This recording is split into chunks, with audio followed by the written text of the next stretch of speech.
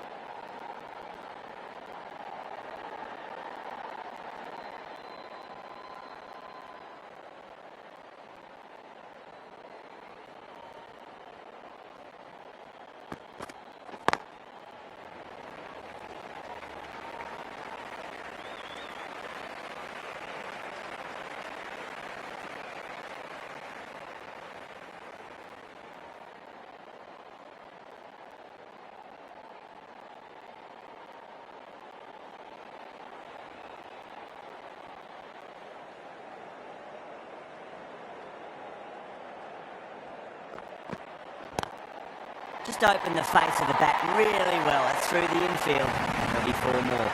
That was a beautiful shot. Rocks onto the back foot and stabs the ball away. Fielders had no chance.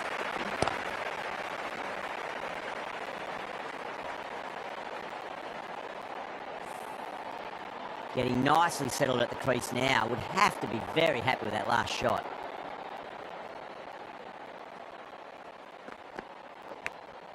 Massive outside edge. End of the over. 8 runs coming from it. Australia at 21 for none.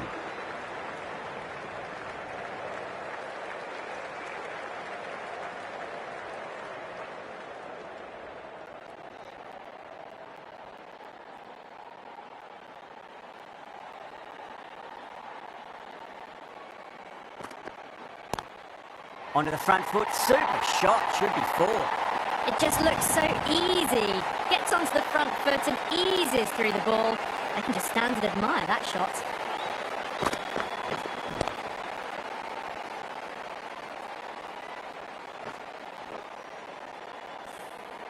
Butler, I don't think, will be too happy with their bowler at the moment.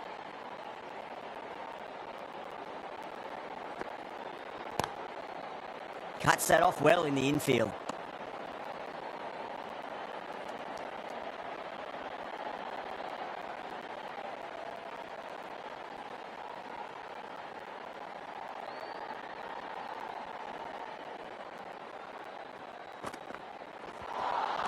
A lovely shorter ball, just keeping them honest. Still got a chance to use another one this over.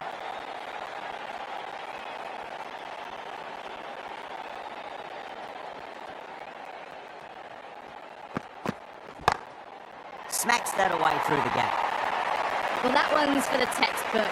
Stands tall on top of the bounce and a lovely flick of the wrist at the end.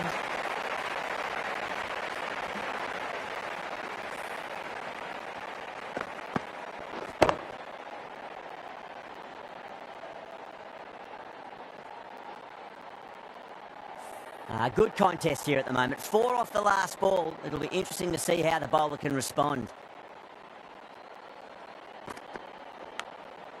Huge edge.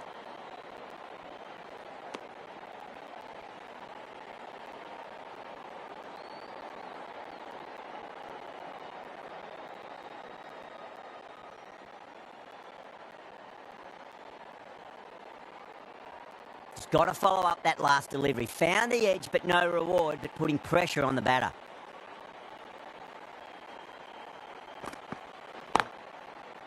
Couldn't get it through the field. End of the over. 8 off it. Australia 29 for none. Atkinson from the football stand end.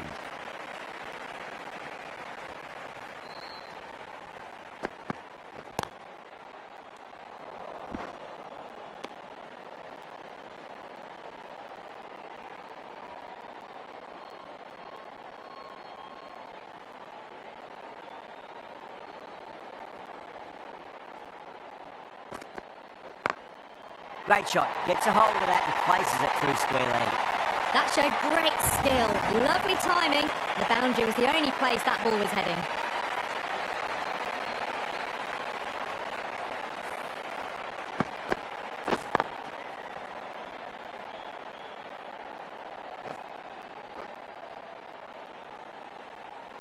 Can't afford to go too full again. It does help to switch up your deliveries, just to keep them guessing. Does very well to quickly get across to this one.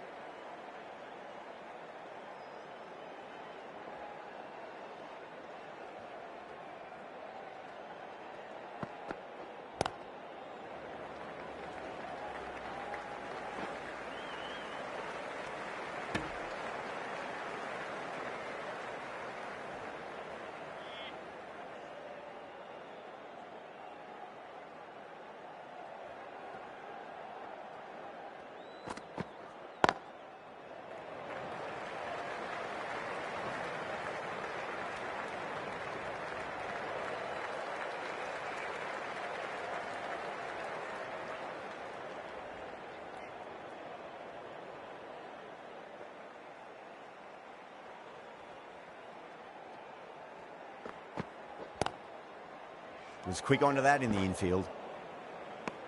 6 runs added in that over. Australia 35 for none.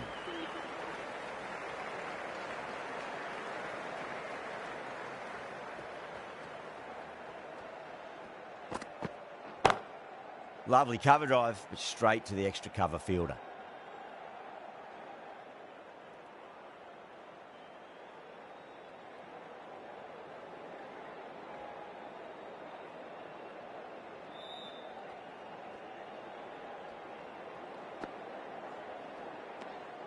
Marsh watched it closely and let that go through to the keeper.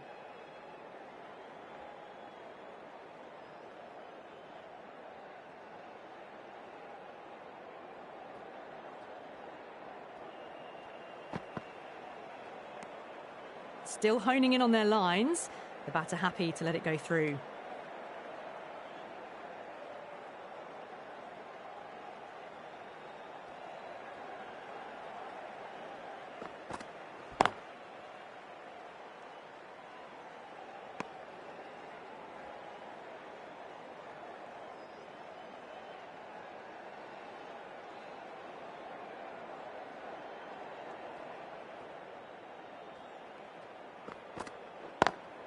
Drive straight down the ground, mid-on, will collect that one though.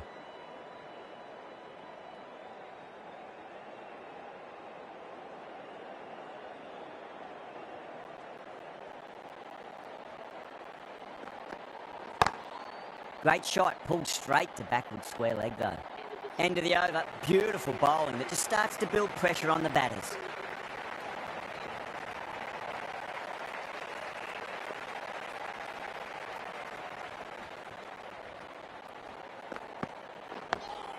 On that nicely, good defence.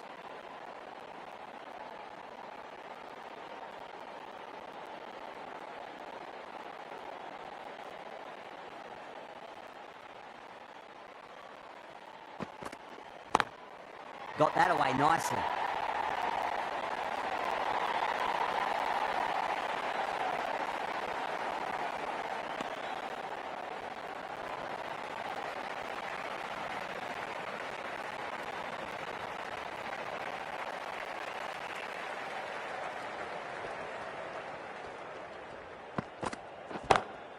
Onto the front foot, super shot. Salt.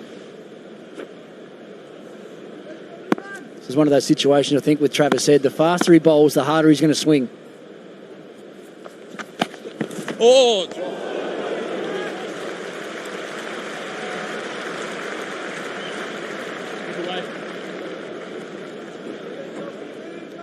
Well, there has been a little bit of seam movement so far. You can see Travis Head then just gesturing, maybe just nipped across him on this occasion again. It did. Beautiful bowling. That's the other thing you'll notice with Travis Head against the new ball. He'll always stay inside the line, stay a little bit leg side, look to free his arms and his hands up and hit as many balls through the offside as he can. Like that. This time up and over. He's been waiting for that. And that's his first boundary. Yeah, just a little bit full.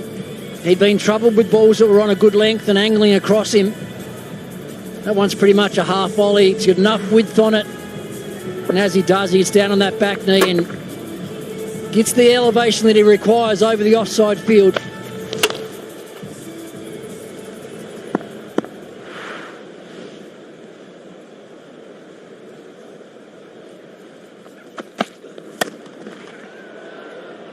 And again, offside 4 more.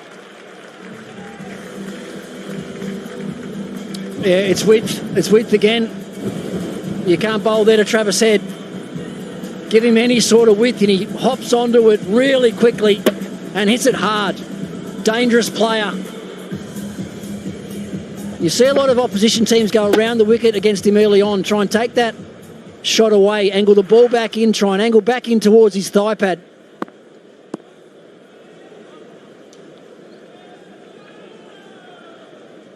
Joffre debating the field. They're not sure about that man. Now debating going round the wicket.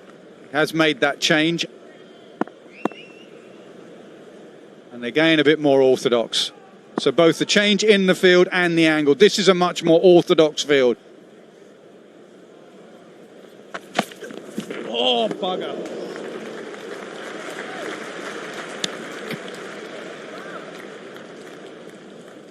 He's got away with one there, Archer. What you'll notice with Travis Head, when the bowlers do change their angle up and come around the wicket, he'll try and stay a little bit more leg side. You can see there that the front side of his body just opens up that little bit more, trying to get a bit more access to the ball.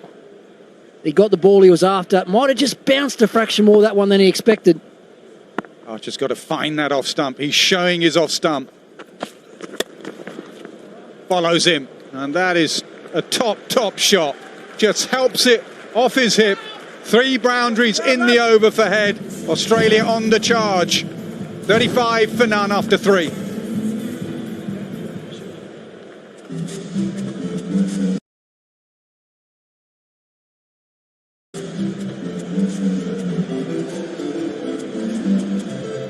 Right time over.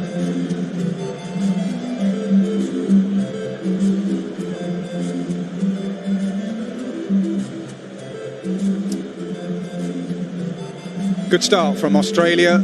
Second over belonged to Short. The third over to Travis Head. Change of bowling for England at the pavilion ends. Number 25, Saqib Mahmood. We have our first bowling change. Saqib Mahmood, slingy action. Very, very decent pace as well.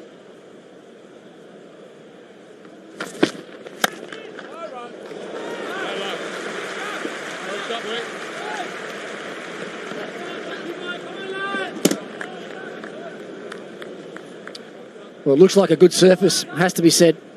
He's standing up tall on top of the bounce there. Matt Short, that was nowhere near a half volley. Stood tall and unfortunately picked out Overton at cover.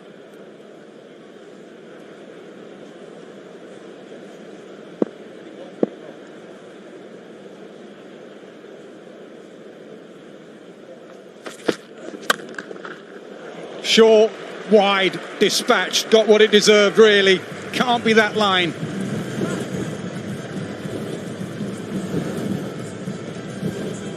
That's why he's such a hard man to bowl to.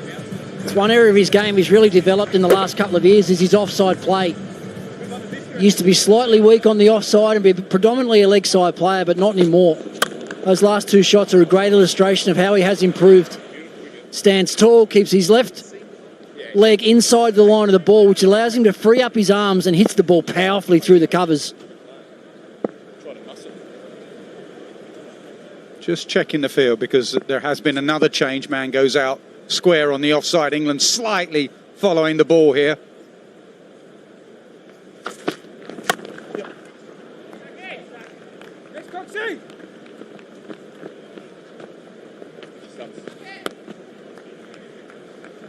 A test for Phil Salt, as Josh Buttler has found out, to captain, keep, open the batting. There is a debate when Buttler comes back into the side whether Buttler will do all 3 jobs. Well, he'll give the gloves to Phil Salt and just maybe stand at mid-off. They don't have as much experience in the bowling.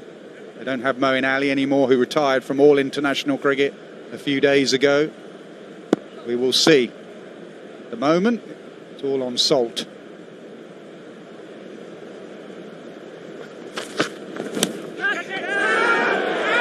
Now, is there a noise? Yes, given. And immediately he's reviewed it. He says he's hit somewhere on his body.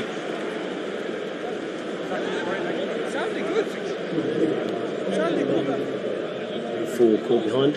Original decision is out. Check the feet. It's a fair delivery. We could go to front on, please.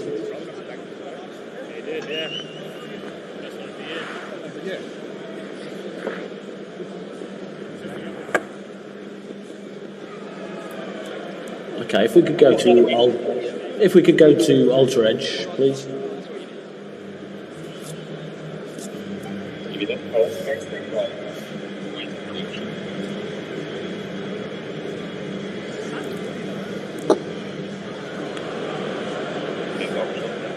Okay, just going to Ultra Edge now. Okay, flat line as the ball passes the bat. Roll it through, and it flicks the jumper. Okay, I'm ready to go back on field to Alex. Reverse your decision to not out. Stand by.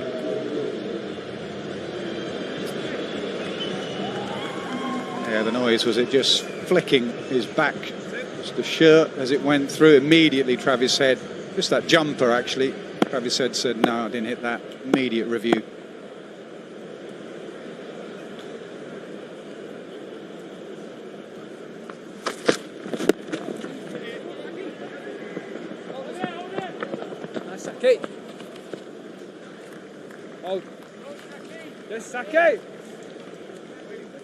Yeah, he's disappointed with himself there, Travis said. Man out at deep square, just had to get something on that and flick it on its way behind square on the leg side. It's a great strut for Australia.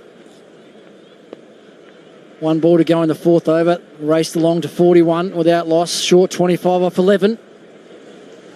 Looked in really good touch.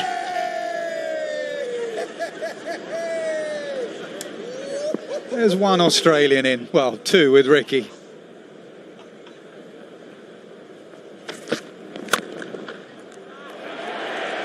A crowd catch, hit into the ground. Could come back after the boundary from Mahmood. 41 after 4. When my hair started to thin, I thought it might.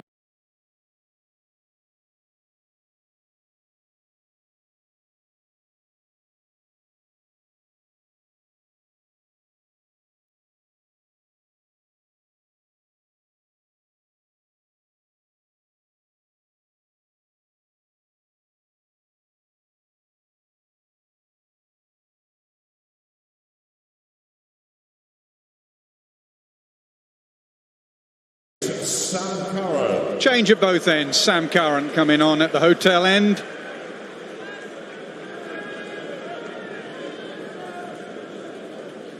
Had a fabulous 100 tournament, didn't he? Runs, wickets, everything, hat-tricks.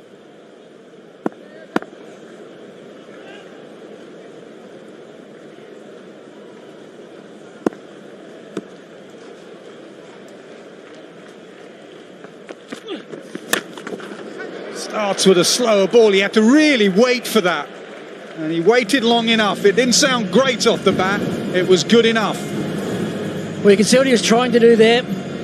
Sam Curran, he's got deep mid-wicket, deep backward square. The line of this was slightly wrong. Going to take all the pace off the ball and challenge head to hit him over the square boundary on the leg side. Just wasn't quite straight enough.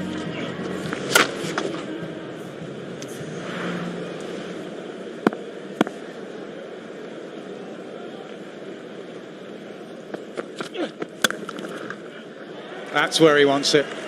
He just gives himself a bit of room. When you see the replay, he'll open up, he'll show you his stumps, and he'll throw his hands at it.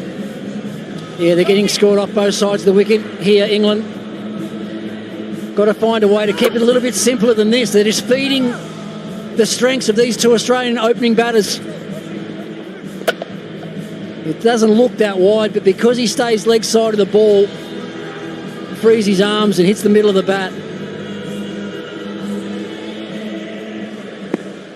It seems to be a lot of runs square of the wicket. That's because of the pace of the pitch and the bounce. Again, square of the wicket. England need to be fuller. They are feeding the strength. 50 comes up for Australia just in 4 overs and 3 balls. Well, it hasn't been great bowling, but we've been treated to some outstanding hitting from short and head here already. It's a slight drag down again, but this is another big hit, which is a sign of a great wicket. The ball's coming onto the bat beautifully. That's hit a long way back again. Got to find the length, got to hit the top of the stumps. Make batsmen hit good shots off good balls. Yeah, England have always and often had a plan here to bowl to the squarer boundaries, which are longer. Well, he has pitched it up, and it has been belted, this time over mid-wicket for 6.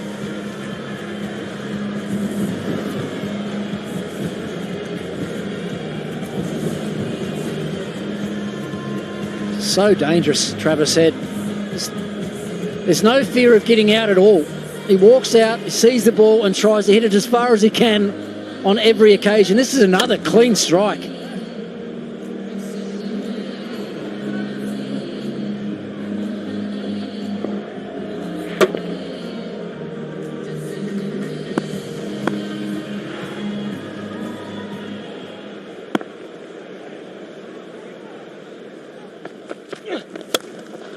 Oh, man out there, but again, he's just getting it from the crowd. This is remarkable hitting from short and head. What a shot that is. It's gone for the wide line with a little bit of extra pace. It's down on that back knee again to create the elevation. He got the elevation all right, got the middle of the bat. 4, 4, 6, 6, 6. 26 with 1 ball to go in this current over.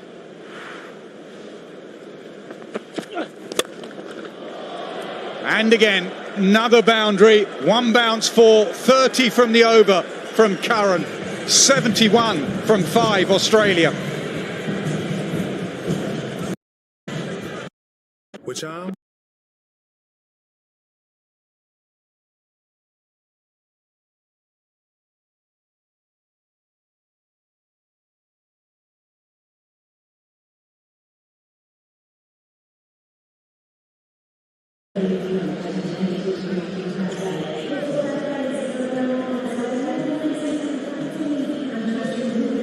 Well, it's cold, but it's also carnage.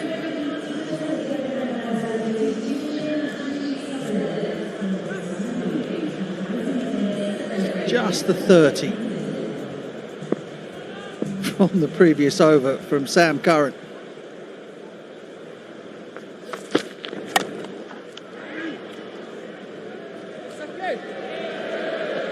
And this is a rampaging start from Australia. Put into bat by stand-in captain Phil Salt because the pitch had been undercover. And there had been some rain around, but it's just been raining boundaries. Baptism of fire for Phil Salt. A bit like when you first started as England captain, Morgs. Exactly the same. Baptism of fire is right. And under pressure now. Being pushed back by Australia. Thrown an early blow. Head goes again, and it's going to be all the way into the crowd once more. This man is so dangerous. 51 from 19 deliveries. He is a boundary hitting machine. Well, simply incredible ball striking from Travis Head. The form he has been in all formats of the game the last couple of years has been remarkable.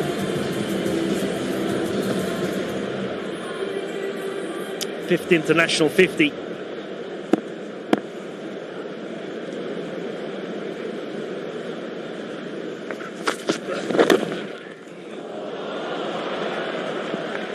Did he get a bit of bat on that? Yes, is the answer, and it should come as no surprise.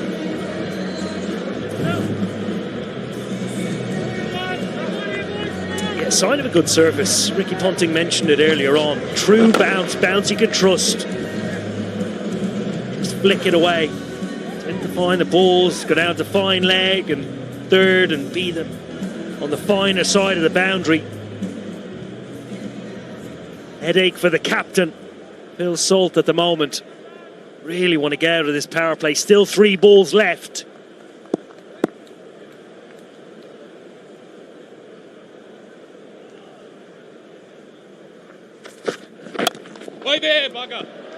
Finds backward point. Now, here's a question for you.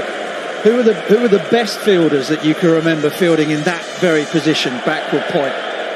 Yeah, here, growing up, I'd be watching, I suppose, your generation. I'd say Jonty Rhodes, Ricky Ponting, who's in the pod with us here tonight, Andrew Simons, possibly Yuvraj Singh in his early days, Paul Collingwood, who I played with for years.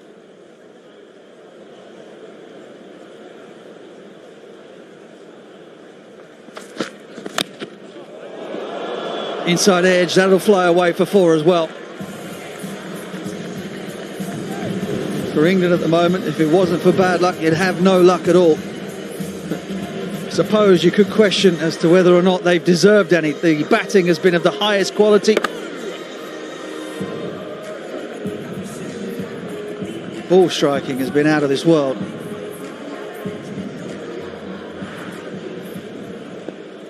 The reason I asked the question is that England started the power play with no backward point at all.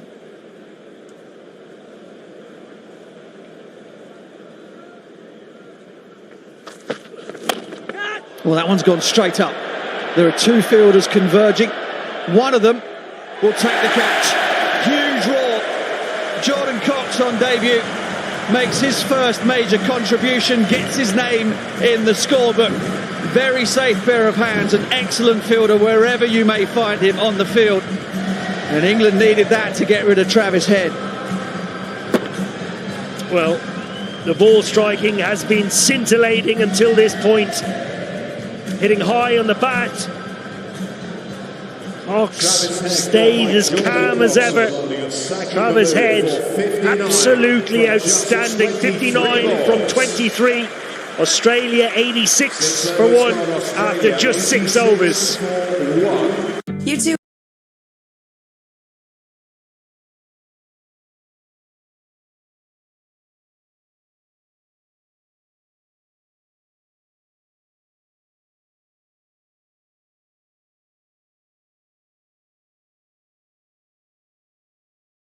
And cold evening here in Southampton, all too briefly. That's the end of the power play.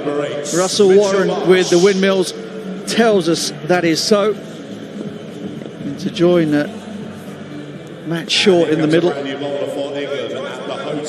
Number 95, Adil Rashid. Is the Australian captain Mitch Marsh.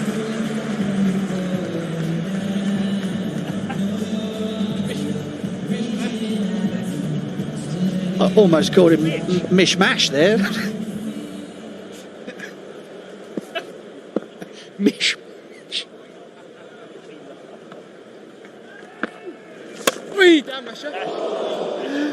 Adil Rashid, whose name rather unfortunately has another sh sound in it.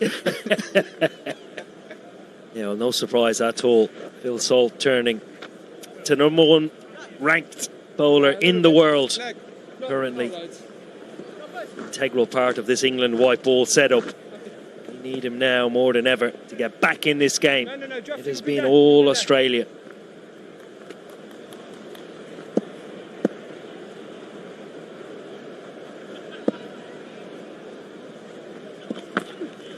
Oh, you get it, Rash! That's you, Rash! Well done, boy. A little bit of calm to proceedings with the introduction of Adil Rashid. Started off with the leg break to Mitch Marsh. Can be susceptible to the googly early on in his innings. Will we see one early doors from Rashid? Down. One out of the front of the hand and drilled past extra cover for a couple. Well, full-on entertainment when Travis Head has bat in hand. This was his demise in the end. Relief for Cox and England.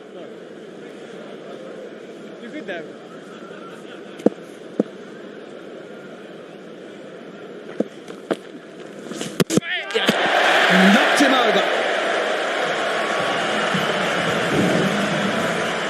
Adil Rashid, just the man that England wanted and needed to calm things down and to make some inroads into this Aussie batting lineup. And was it the googly, Owen Morgan? Well, very rarely does he disappoint. It's the leg spinner. Ball is still new and has lacquer on it, just runs on off the shiny side and beats Mitch Marsh between bat and pad. The Australian captain comes and goes for 2. Australia 89 for 2.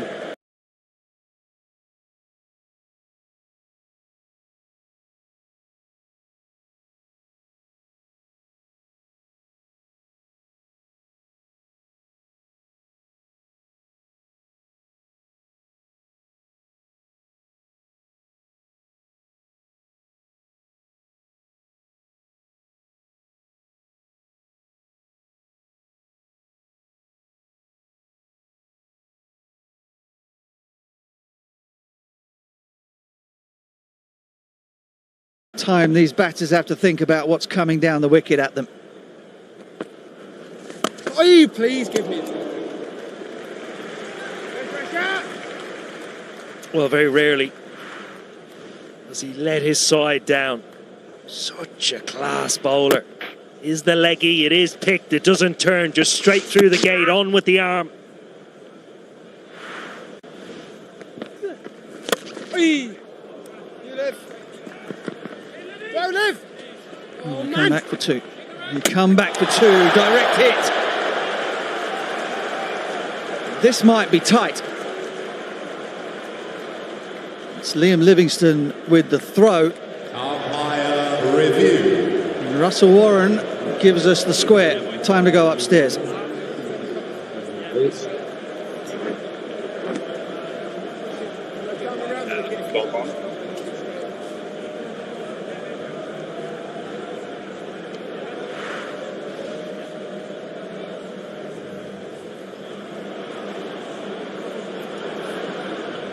Okay, bat's clearly grounded and the ball hits the stumps. Ready with my decision for the big screen.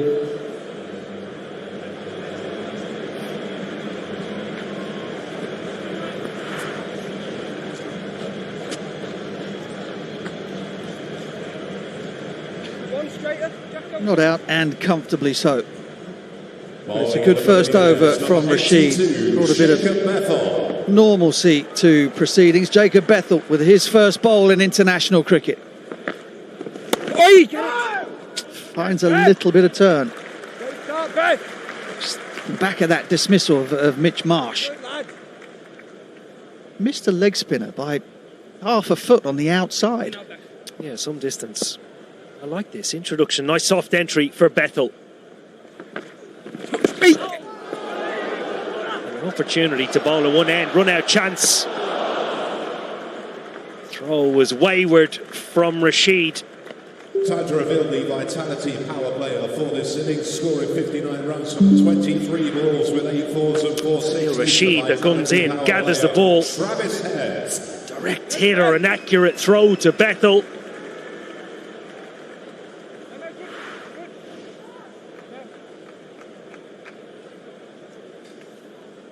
Not a regular bowler for Birmingham Phoenix in the 100, Jacob Bethel. He bowled one set of 5 overs that cost 10 runs.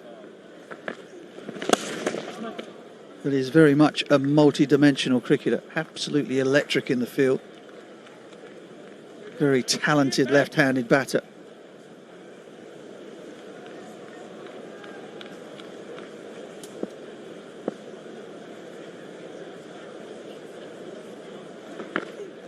Oh yeah, Beth. Great trick, boy.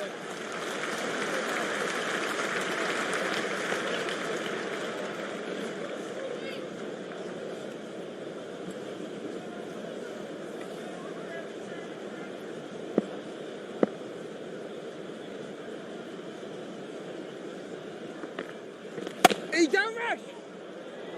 Gets it through the 2 backward points. And it will rush away for 4. Short starts the boundary avalanche up once again. He's striking at 172. Yeah, just gets on top of the bounce again. Feature of his batting, particularly against seam bowlers. Harder to do against spin. Just a bit of width on offer, and with Bethel's pace, only needs to find the gap.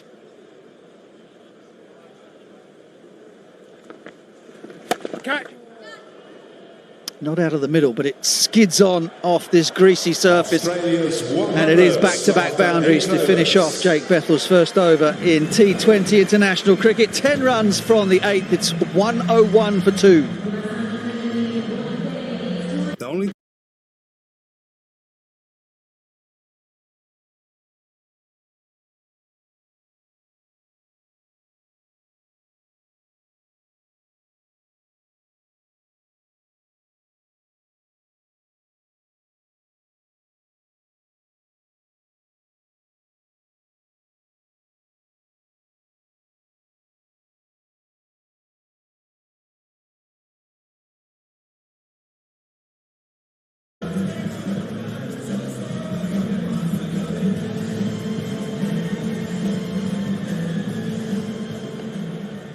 Well, the rate has slowed up somewhat since the introduction of spin.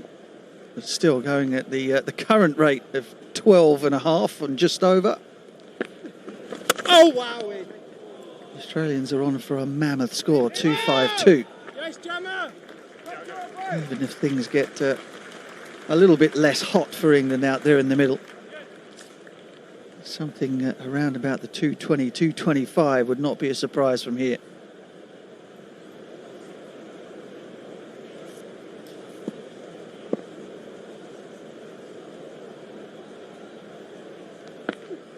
Oi, down. Brilliant, Rasha. Punched hard down the ground from Matt Short. Played for the Northern Superchargers in the 100. 7 matches, 7 innings. Return of just 66 runs from a strike rate of 122.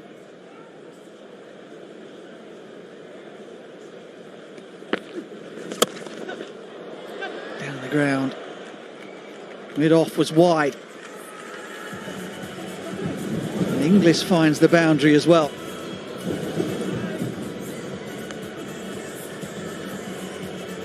Yeah, questionably wide is long off. Was picked, extra bit of flight from Rashid. Livingston is the man. Right of your screen. It's almost deep extra cover as opposed to a more orthodox long off. Good batting. Down, Jacko. Yeah, well done, boy. Very good, lad.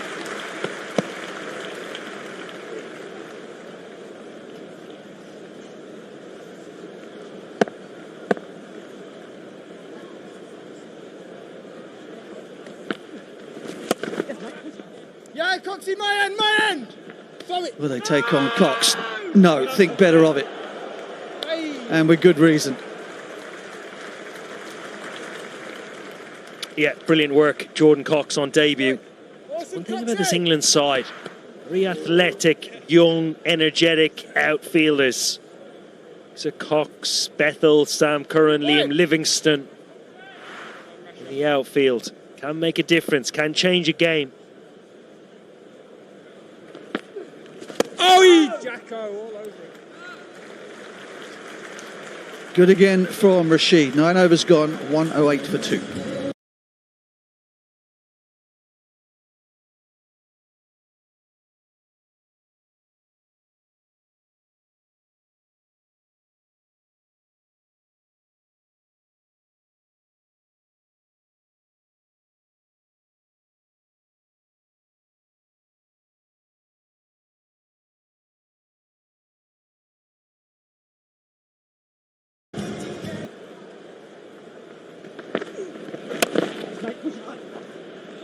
Just jam on my end. No! Brilliant, boy. Excellent running from these two, even though they didn't come back for the second. Overton was right back on the boundaries edge. Big boundaries here. So they're trying to put the fielders under pressure, make them sprint in at the ball and perhaps force them into a fumble. I know. He's greasy underfoot out there as well. For the batters running between the wickets too, you've got to make sure you try and turn on the dry bit, on the cut bit, and not the green lush bits either side.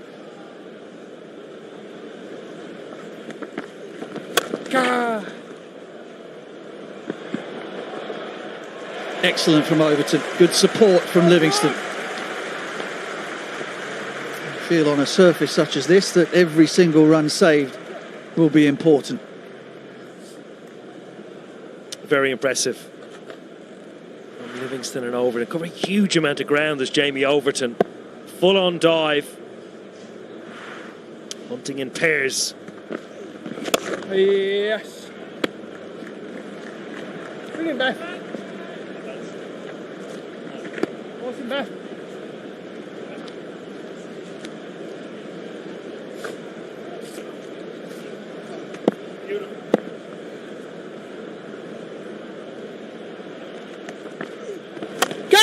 Oh, slapped away. I think that's found the gap. Yeah, nothing Jordan Cox could do about that on that occasion. Just a little bit of width from Bethel. Around 62 miles an hour from him as well, so batter able just to fling the hands at it. Beautifully done. Come on, boy.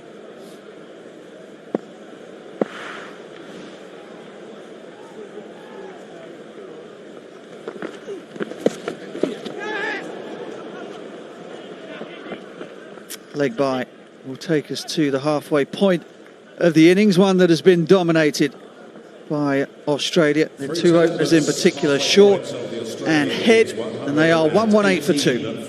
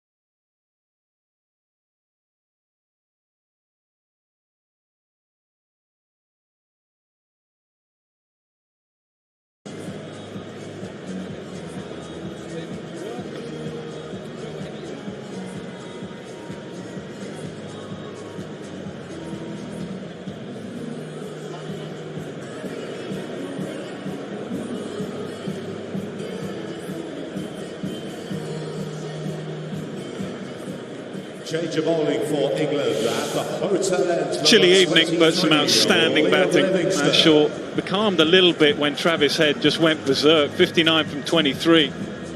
He was just 3 from 6, so things accelerated dramatically in the power play. Now they have a brilliant platform with Stoinis, then David, Cameron Green, Sean Abbott. They have plenty of batting to come. England under the cosh. 7th bowler used. Ow! Liam Livingston. Thinking about asking the question here. Just about exhausted the DRS timer. We're not going to have a look. You think he bowled his leg spinners here, wouldn't you, Livingston? The two right-handed batsmen at the crease. Adil Rashid was good in his 2 overs. That's just pushed out the front of the hand. Yeah, going down leg. Catch it. Swept away, hasn't got all of it. Good catch, excellent catch. Sam Curran, safe hands. Boy, did England need that. Yeah, it's well judged in the end. Took his time coming in, Sam Curran. Slog sweep from Matt Short, right off the toe end of the bat. Held up in the air, and you'll see outfielders do this a lot. They'll just hold back off it so they can get a dive at the ball with extended arms so they break their fall and not bang their elbows on the ground. That's good outfielding. Good catch. Dangerous Matt Short goes for a brilliant 41. Australia 118 for 3. Liam Livingstone for 41 from Yeah, excellent inning. This is the moment you train.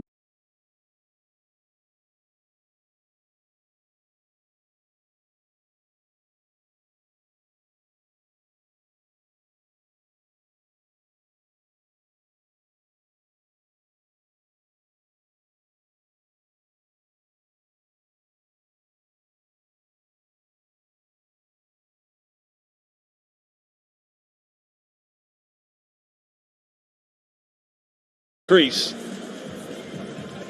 Incoming batter for Australia, number 17, Marcus Stoinis. Yeah, terrific record that with the bat. Strike rate of 146, averaging 31. If there has been a chink in the armour, it's actually starting against spin, particularly starting against leg spin. He's developed the reverse sweep. He's really brought that into his game in the last 12 months. Go on the pie, man. Yeah, the reverse sweep is covered, or they'll feel it's covered. 2 men behind square on the offside for Stoinis. Oi, yes, pie dog. Adil Rashid just took the pace out of the game, pace off the ball, made Australia hit him. Just changed it up a little bit. Livingston doing the same thing at the moment. A little too floaty.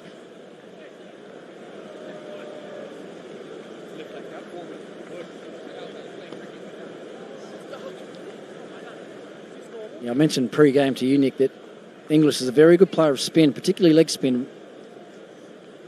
Picks it early, plays it well off the pitch. Front foot and back foot. Aye! Yes, back in the air.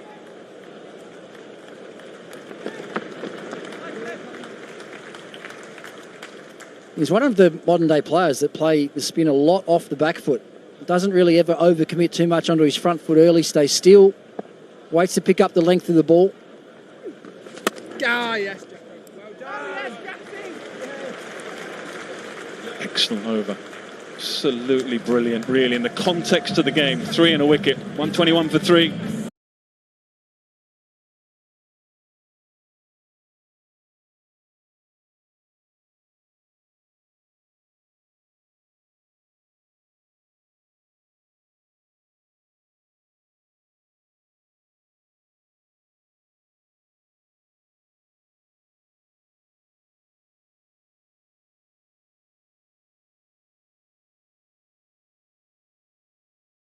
A wicket along the way, and he's back into the attack at the other end.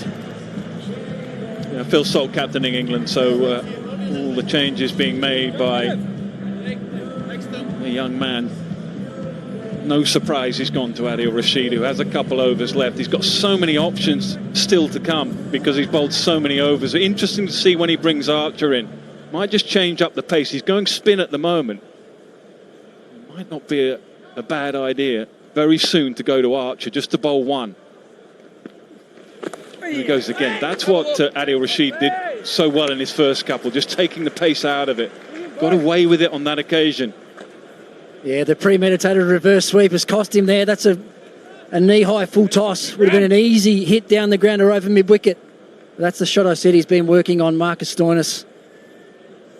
I'm surprised to see Rashid go with a wrong and early on here.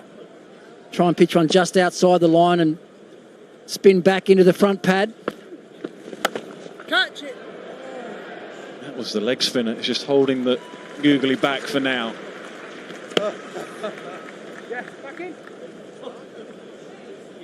Drop in.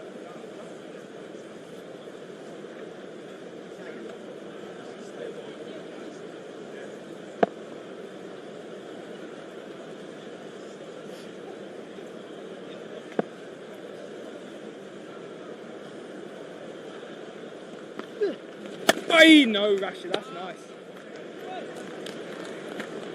Good boy.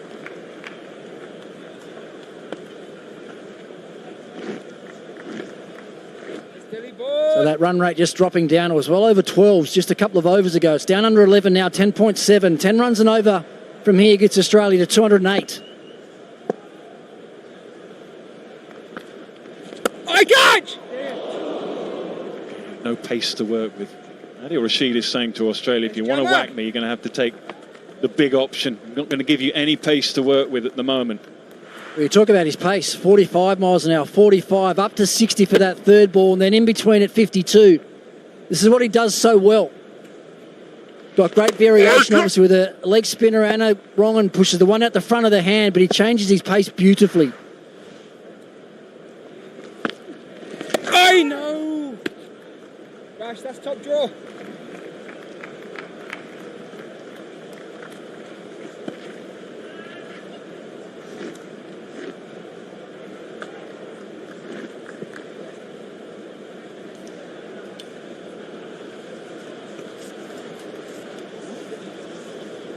Run him straight up. Adil Rashid thinks that the ball is going leg side. He's been very meticulous with his leg side field. Everyone has gone a little squarer. That tends to indicate that he's going to bowl a little slower again.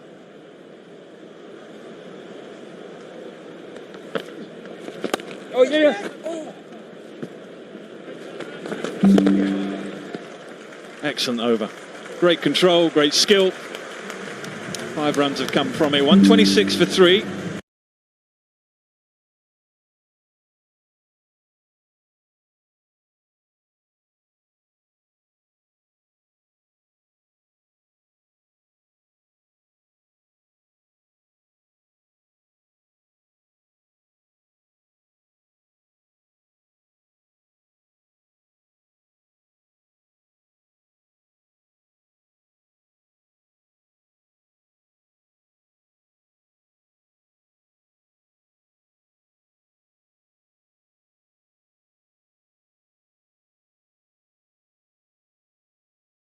Eight off the last 2 overs here for England. They're doing a good job. They're getting that run rate down. Normally when you do that, something happens. A wicket will fall. Beautifully struck down the ground. Wonderful batting. Beautiful timing and power from Marcus Stoinis. Their length is so important to Stoinis. Big, strong guy, gets a good stride into the ball. He's got long levers. It's very, very hard and clean down the ground. He might have been aiming slightly more leg side with that one, but he sliced it straight back over the bowler's head for a maximum. Can't afford to bowl step hits to Stoinis. You've got to try and push him back, make him play off the back foot. Turning to play that shot. Not quite worked out for him. Liam Livingstone is still very interested. Yep, going to have a look. England review.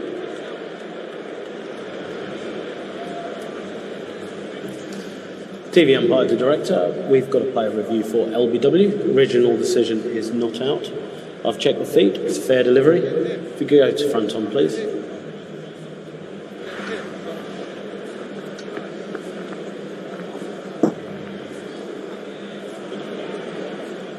Okay, if we could go to ultra edge, please.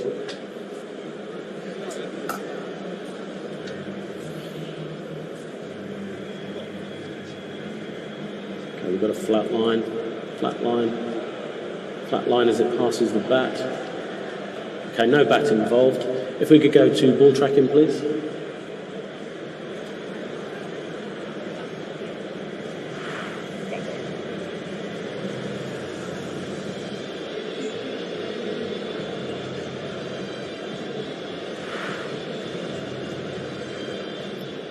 Original decision was not out. Pitching in line, impact in line, and hitting wickets. Russell. Excellent from Phil Salt, excellent from Liam Livingstone. Ricky was talking about that reverse sweep. They knew it hadn't quite turned as much as he thought. And England just clawing things back for now. Marcus Stoinis. Stoinis goes for 10 from 8. 32 for 4 now.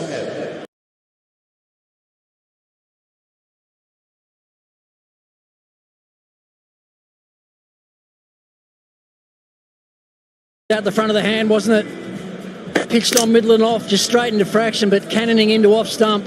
Good bowling, actually. When you know and suspect that someone's going to play that reverse sweep, you can just push it through that little bit quicker. Make sure you're always hitting the stumps, you're always in the game.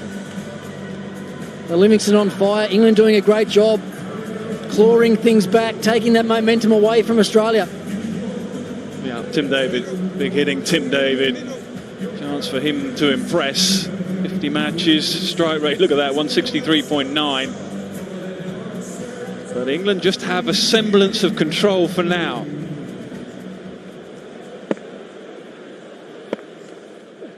Goes again, Liam Livingstone's interested. No is the call. And I'm pretty sure they're going to have another look. England's review. They are. TV umpire to director, we've got a play review for LBW. Original decision is not out. I've checked the feed, it's a fair delivery. We go to front on, please.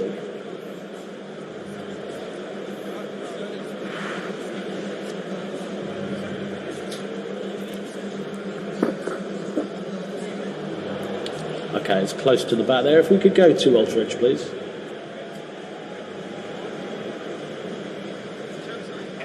Okay, roll it through.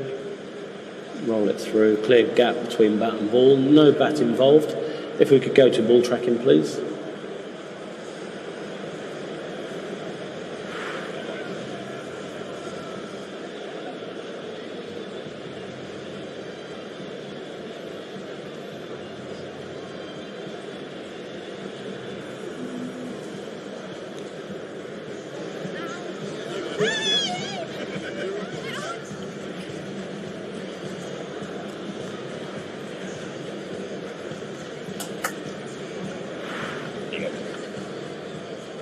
Original decision was not out.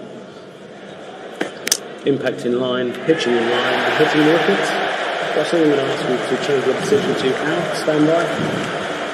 England all smiles. Phil Salt and Liam Livingstone. Excellent review again. I think the question for the umpire was whether it was going to pitch outside leg stump. And once it didn't, it was crashing into the stumps. Tim David, the dangerous Tim David, goes first ball. England back in the contest, 5 down now. Liam Livingstone without scoring.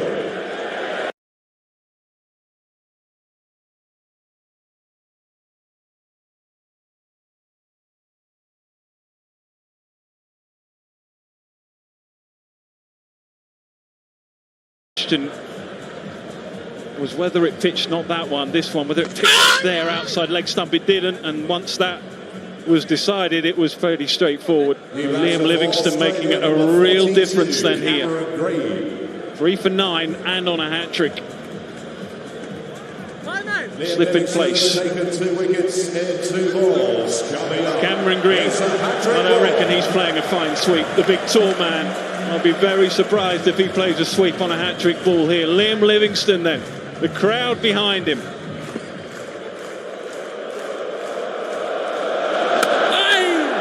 That's probably a better option.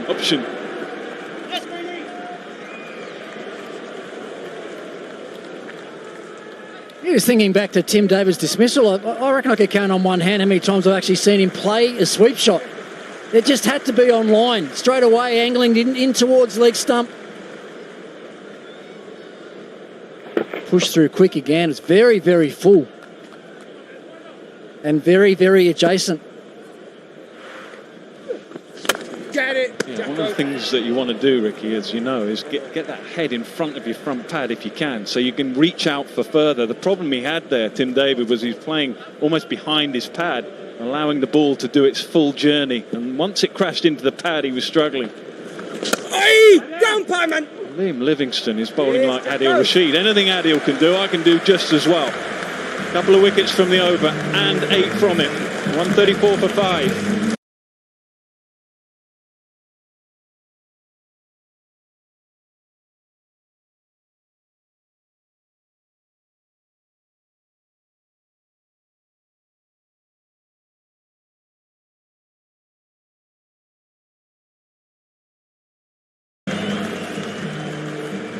Back to ball for England at the pavilion ends. 82, Jacob Bethel. Persisting with spin, and you can understand why. They're clawing themselves back into the contest here.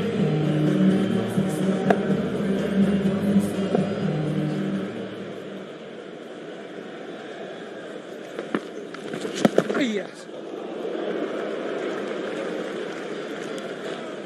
Yes, Beth. Well, you said England got themselves back into the game. I think it's Australia that have allowed them back into the game. You think of some of the shots that they played against the spin so far. I'm sure they'd all like to have them over. Hey, Bethel. Good on, boy. Give yourself one now, Beth. Just think of those big, powerful guys that have just come and gone, who hit the ball out of the ground for fun, playing all those little delicate sweeps.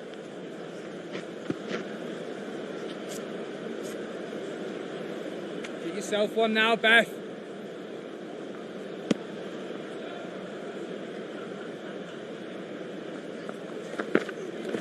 Go, Joe!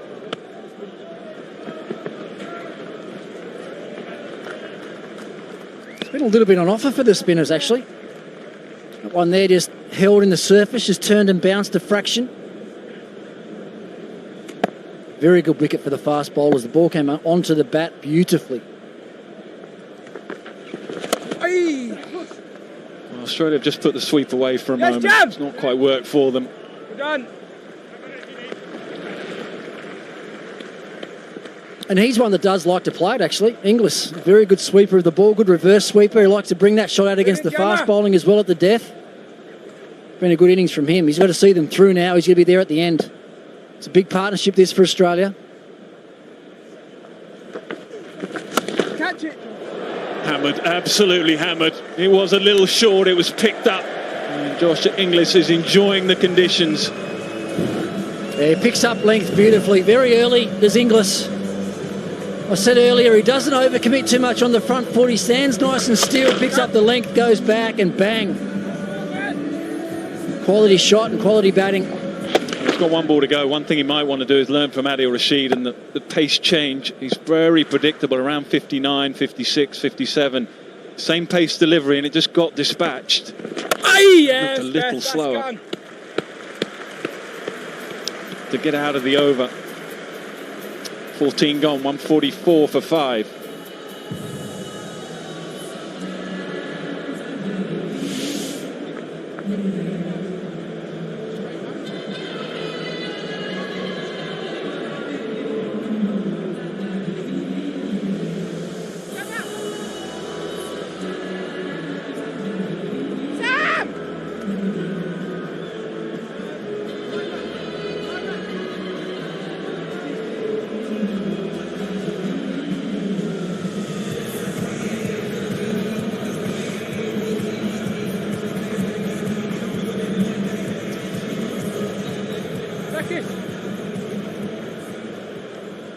So England have a measure of control for now. Livingston, 2 to go still.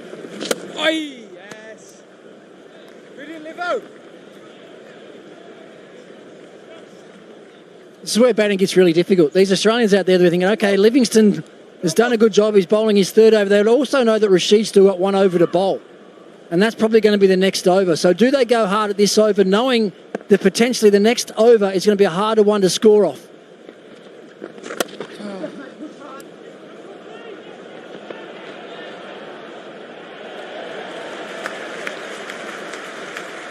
Play the conditions, Ricky, don't you? To see which bowler probably more effective in these conditions. Pace off and spin has been mighty effective for England. Yeah, that's why I think that it'll be Rashid who'll bowl the next over. Aye.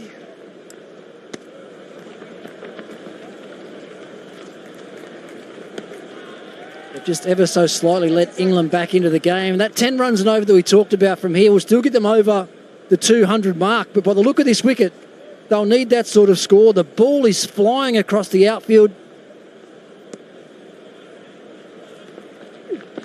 Hey. Yeah, assuming that happens, there'll be a bit of psychology as well, won't there? Because England at one point were looking like chasing 250, maybe 250 plus. So the way they've dragged it back will make them feel a whole lot better, obviously. There's still a way to go yet, though.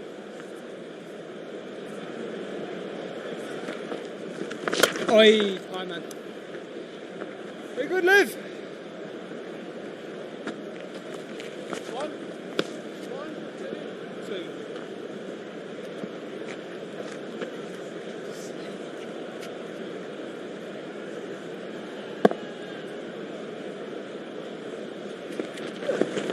Catch it. Lovely shot. Almost shot of the evening. Maybe shot of the evening from Josh Inglis. It's a good player, this boy. Very, very good player of spin. I said that 3 or 4 times already, but gives himself some room outside the leg stump, knowing that there's a big gap over extra cover. And that's a clean strike. There he goes. It's high quality. 4 to go, 10 from the over. And they make it a big over. Against Livingston, goes wide. Just gets one. Gets away with it. Could easily have gone for another boundary. 11 from the over, 15 gone, 154 for 5.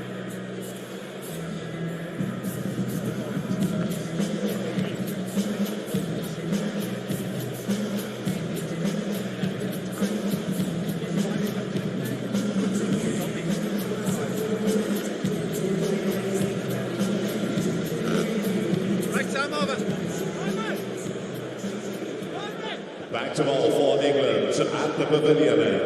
95, Adil Rashid. Australia, 155 for 5 with 5 overs left in this first innings. 2 sides to that. The power play, Australia were absolutely phenomenal. The introduction of spin, Rashid, Livingston, Bethel. It's brought about 4 wickets. Really got into that middle order of Australia. Oi, no. Adil Rashid in for his final over of the evening, and a very important one, Nasser. Yeah, absolutely. It'll be interesting how Australia go about these last 2 overs. One from Rashid, one from Livingston. I think they've still got to be positive. They put the sweep shot away, but they've been the pick of the bowlers for England. The 2 leggies.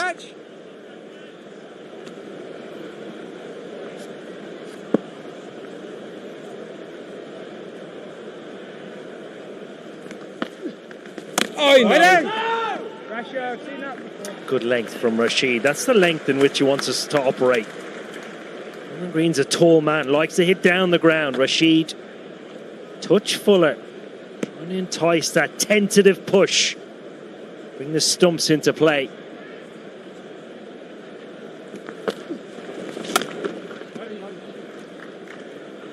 I think he's got to stay full to Inglis as well. He likes to sit back and pull, and that was an amazing shot off Livingston in the last over. Back of a length, over extra cover.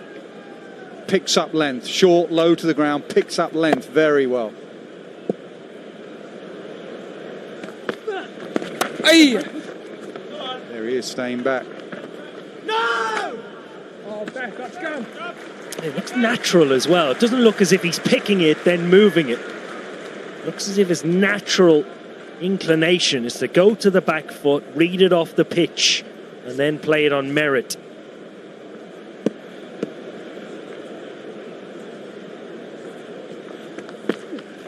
Hey!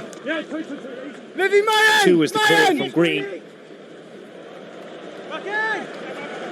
Nothing Livingston can do about that. Good running from Australia. Just ticking over here nicely. Ready, Rash.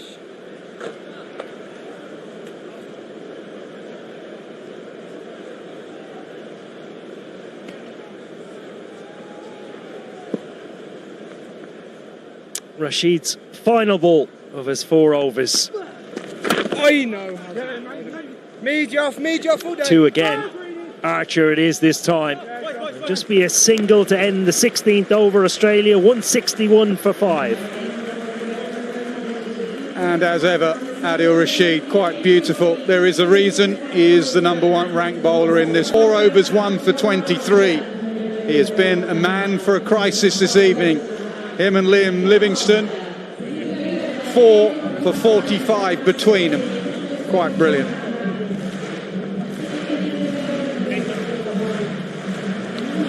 You two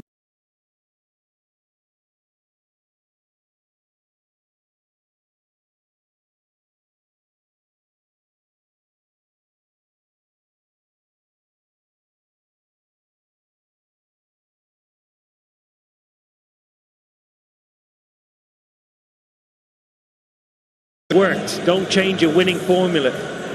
Put the ball in Australia's court, make them tentatively go about their final 4 overs. If you take another wicket, 6 down, another man in, bowl at a new batter. Phil Salt, first time captaining England tonight, has gone back to Curran.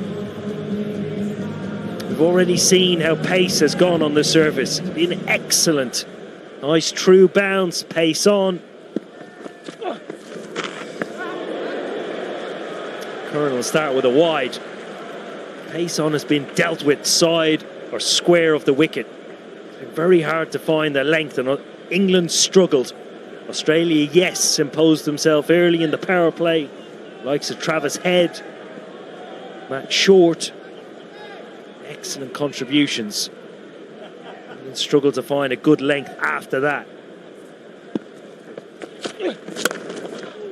You would often get England bowlers bowling back of a length here, short, towards the end of an innings, likes of Chris Jordan with fielders set square. That is dangerous in a power play because you've only got one out either side. You're a bit short in that power play. Yeah, they were. At this stage of the game, we're trying to think what is the hardest shot to hit. For Sam Curran, stick to his strengths. He'll go pace on, pace off, try and cover as many areas of the ground with the field that is set. Will change for Inglis. Third goes back.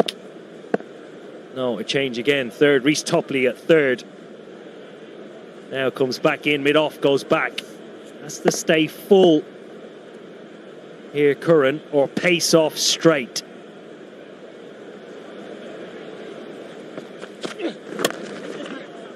Goes full and accurate. Awesome, June. Difficult space to be in, Nas. Conceded a lot in your first over, and you're asked to come back and bowl some of the tough overs at the end.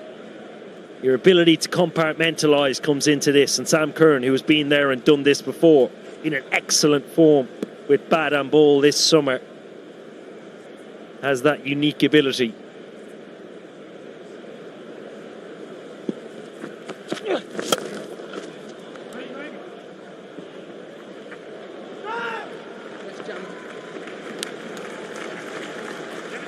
You mentioned Livingston. Would you bowl him next? I would have bowled him this one. Now the next one, they're going to go after Livingston. Whenever he comes on, I reckon they would have tried to see Livingston out, and that would have used up another over. I think everything must go now. 5 wickets in hand, a little bit of batting to come. And Sean Abbott, everything must go now. Try and get up past 200, towards 200. England have dragged it back well since that power play.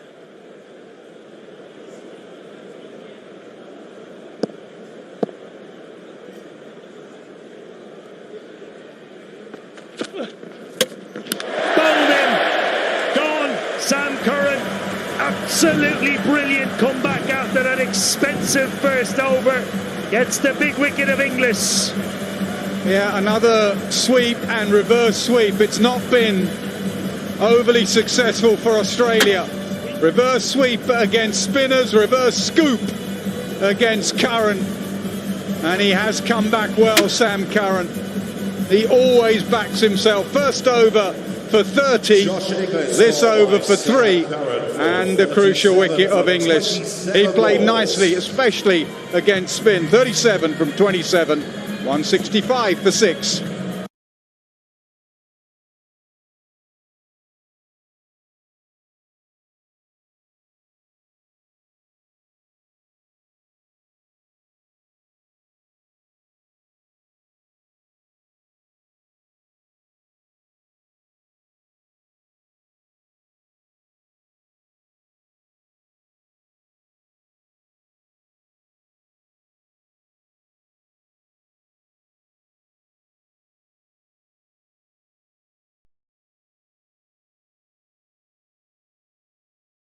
As with the bat.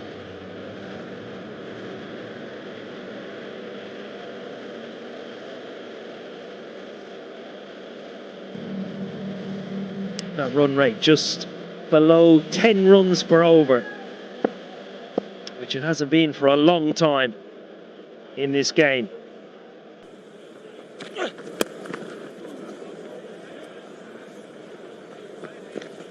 Yeah, Inglis is now thinking, why did I try something funky? I was playing so beautifully, I was picking up length.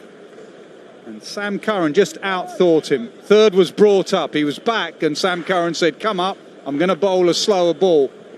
And Inglis was just through the shot. He was waiting for it, and there was no pace on it for the shot.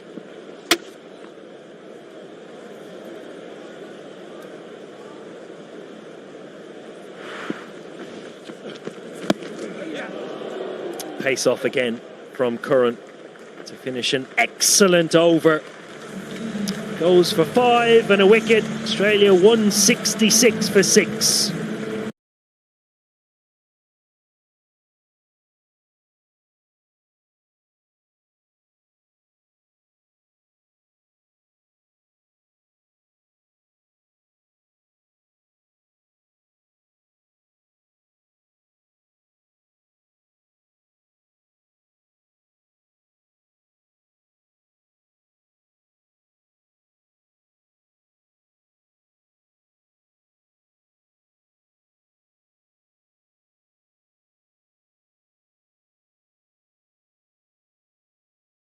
Inside, and the power that they have at the top of the order, likes ahead and short. Well, I think Archer bowled the first and third today.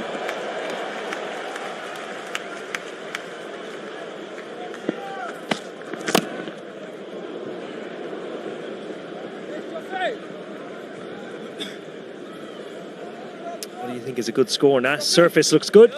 Yeah, I mean, they were getting way above 200, so they dragged it back well, England, but still a run chase of over 200. That's what you'd think on this pitch. So these last 2 and a bit overs, vital.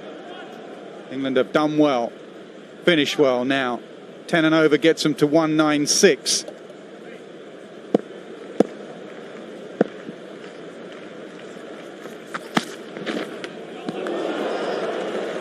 Still a bit of pace and bounce in this surface. Notable that Archer isn't changing at the moment to Yorkers. He's got a number 8 in who's just come in. No freebies. He's going to carry on bowling length. Followed him on that occasion on line, but he's going to carry on bowling length until he gets hit off it.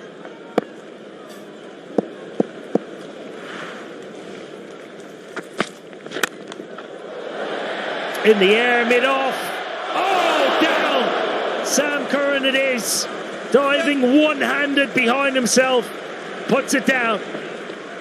Yeah, he went with his stronger hand, his left hand, all the way through that. We were watching it, and all the way he was thinking one-handed. At no stage was he thinking two hands. One hand. Don't think he could have got the other there.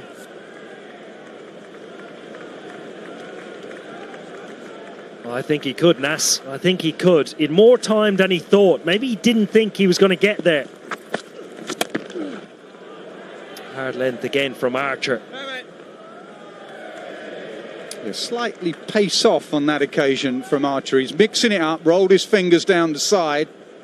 And Cameron Green just getting frustrated, being strong striker of the ball, 13 from 15. They need a bit of momentum here, Australia.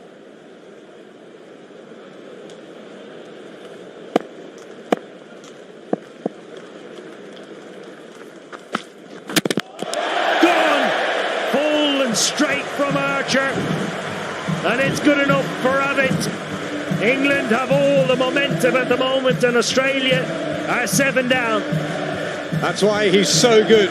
He keeps you guessing. Length into the pitch, slower ball, and then from nowhere right at the base of the stumps. It was a little bit full, if truth be told. It was maybe a foot fuller than he wanted, but it was too good for Abbott. And England have some real momentum here. This is a collapse from Australia. 118 for 2, 172 for 7. Abbott goes for 4.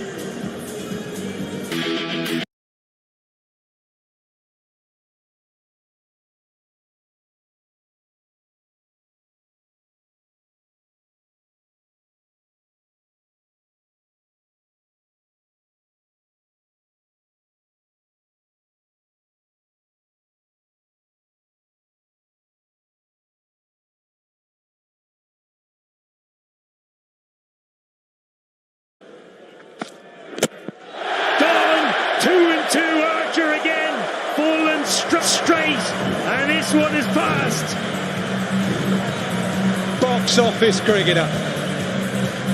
That's why every time they announce Jofra Archer is bowling, he gets the biggest cheer.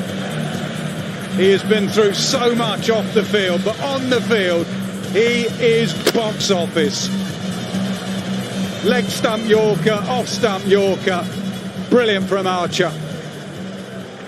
Xavier Bartlett bowled by Archer, Archer 2 in 2. without scoring. Bartlett for a duck, 172 for 8.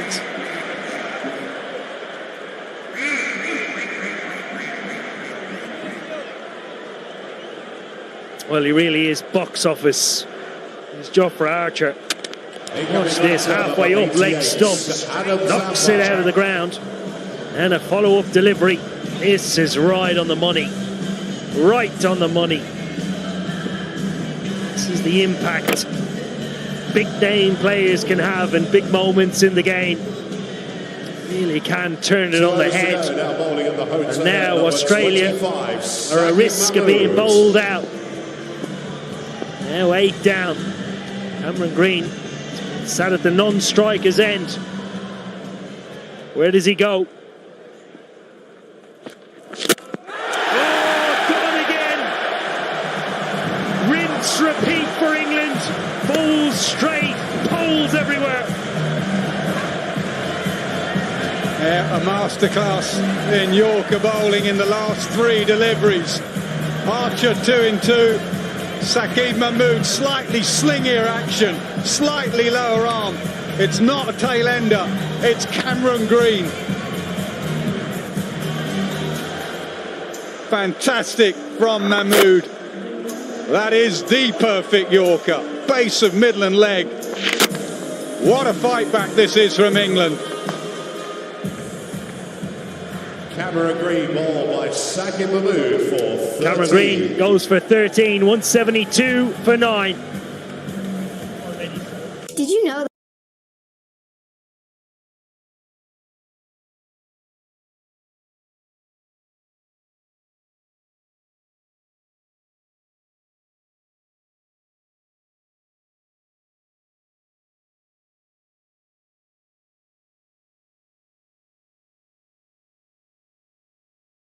Two balls coming up is a hat-trick ball. Oh, Josh Hazelwood is in at number 11, and Saqib Mahmood is on a hat-trick ball. Took a wicket of his final delivery of his second over and the first of his third.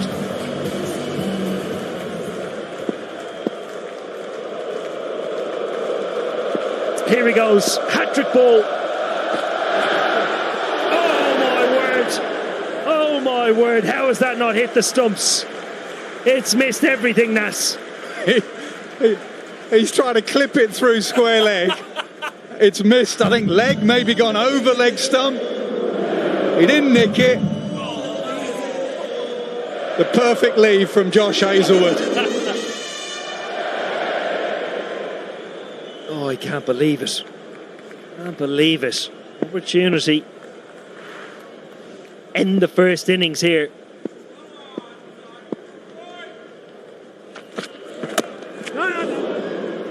Dug out, well dug out by Hazelwood. Well, they flicked a switch. They were bowling length, continued bowling length, and then Archer went, we're changing it. 2 brilliant Yorkers, followed by Mahmood.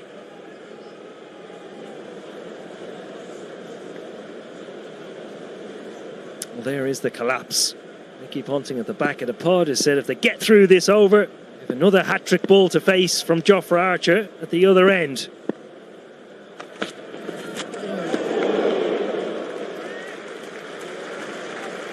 Well, I don't think a lot has changed in regards to conditions, Nas, but England have been impressive. Yeah, I mean, it started with those 2 leg spinners. I know Livingston can bowl off spinners to left-handers, but he predominantly bowled leg spin. And then the faster men have come and they've changed it. You know, all strikers will say, I like it when it's predictable. They've just been so unpredictable. They've left batters guessing as to what's coming next. They've been quite brilliant, Archer and Mahmood.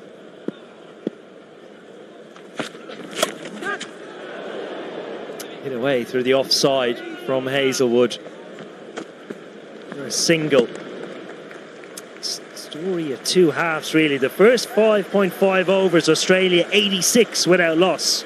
Remainder of the innings, 87 for 9. Talk about getting yourself back into the game. I reckon the crowd want a dot here. They want Archer on a hat-trick next ball.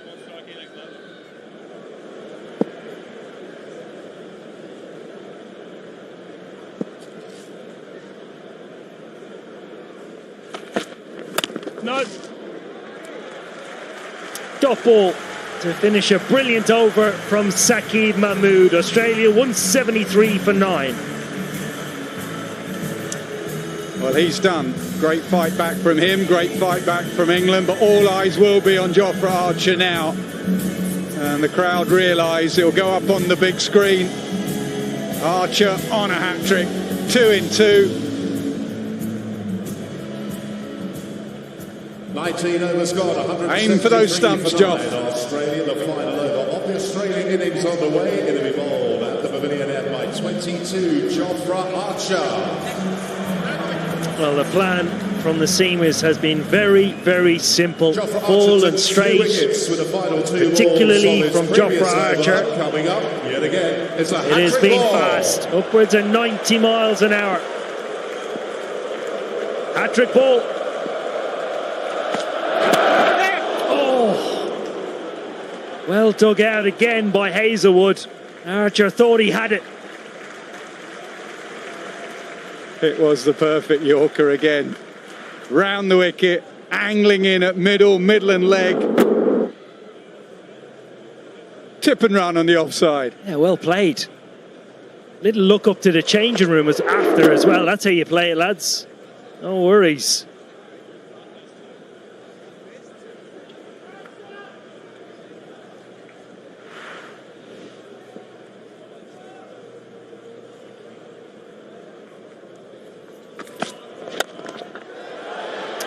Up in the air and down the ground from Zampa. There's a lovely shot. Goes for 4. Very valuable runs towards the back end of the innings.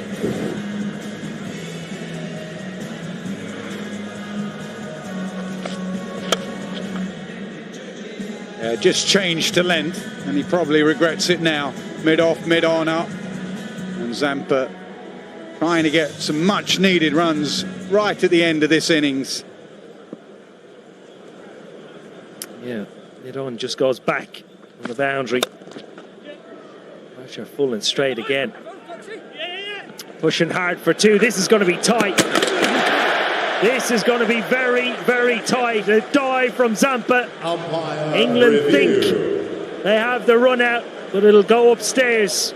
Umpire to director. We've got a excellent bit of fielding. At the striker's end. Smart throwing it on the bounce.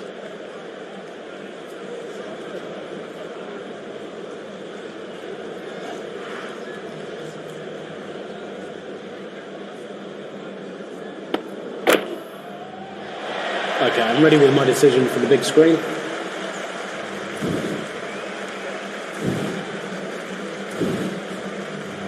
Yeah, very good from Jordan Cox. Throw it in on the bounce. It skids on with the wet, hard square.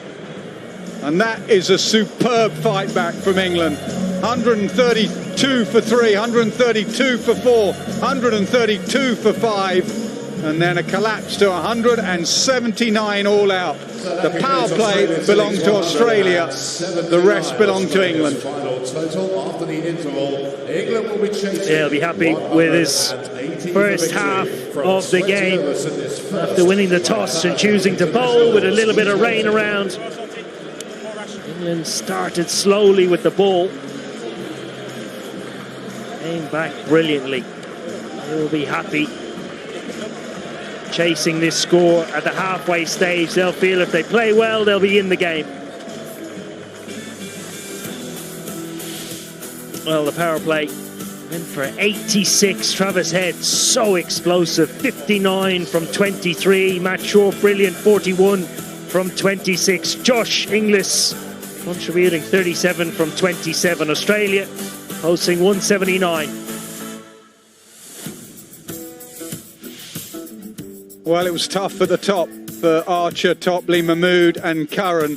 The fight back began with Livingston and Rashid, 4 wickets between them, and it was ended by the death bowling of Archer and Mahmood. Great fight back from England. 179 all out, Australia. Okay, let's get pitch side. Mark Butcher, who have you got with you? Yes, Nas, I've got Liam Livingston with me. Liam, well bowled yourself, 3 for 22, fantastic in getting England back into that game. But my goodness, what a 20 overs that was. Yeah, pretty good comeback to be fair. We obviously know what they possess in the power play, so we tried our best to try and contain them, try and take wickets. Obviously it didn't come off tonight, but yeah, great drag back from us. Thought we bowled really well in the middle, and it's nice to see Joff and Saki bowling some pretty quick Yorkers at the end. Incredible that you kept them below 200. What was it, 86 for none off 5.5 overs. How many do you think you might have been chasing then? Yeah, look, we've said in the dressing room we want to try and take wickets. Yeah, we struggled to do that in the first 6 today, but yeah, I think it's a great mindset to have, especially going forward for us. So, didn't work today, but it was nice to drag it back in the middle. Yourself and Adil had a lot of responsibility there out of that power play. Did you enjoy that? I mean, I wondered if in the past you might have done that role a little bit more often, the two of you in tandem. Yeah, I didn't think I was going to bowl at one point when Beth came on.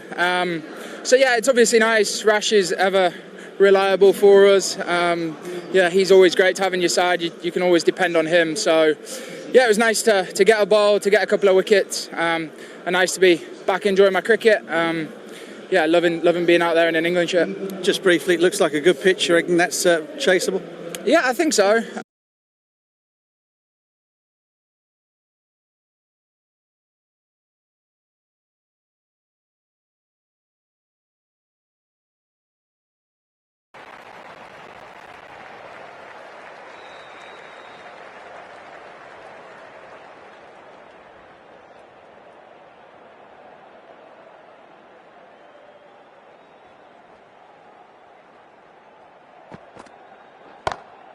Great shot, pulled straight to backward square leg though.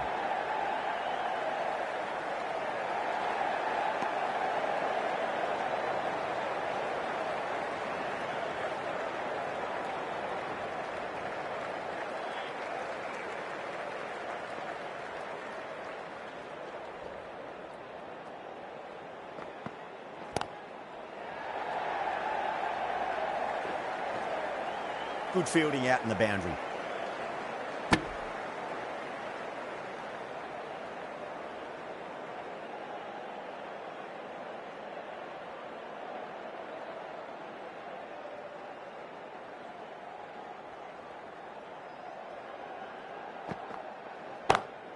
Times through the vacant point position, racing to the boundary. A poor delivery, and you don't pass up chances like that. Thrashed away for 4. Playing all their shots in that over, a very expensive over. Stokes coming on, obviously hoping the pace will cause some trouble.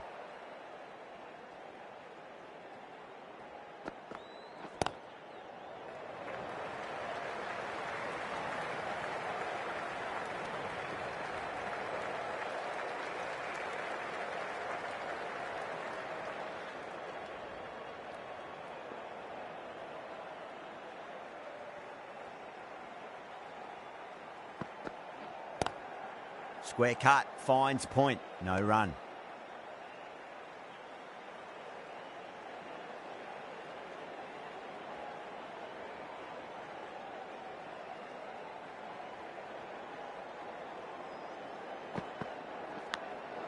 Massive outside edge, and that's gone. Amazing catch. An absolute screamer, diving away to the side, taking a great catch.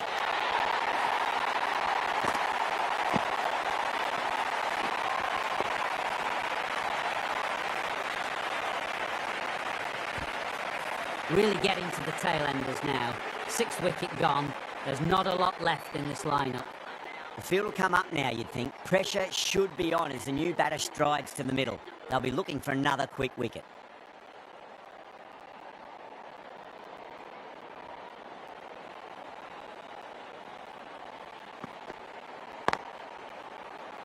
Can't get that outside the ring field.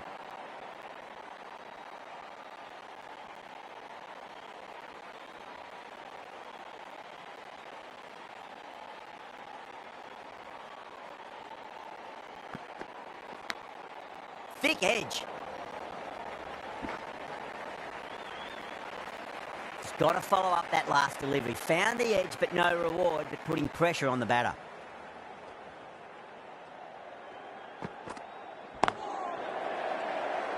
Was quick onto that in the infield. That's the end of the over. 2 runs added. Australia at 299 for 6. Wokes coming back on here. They've been bowling really well so far.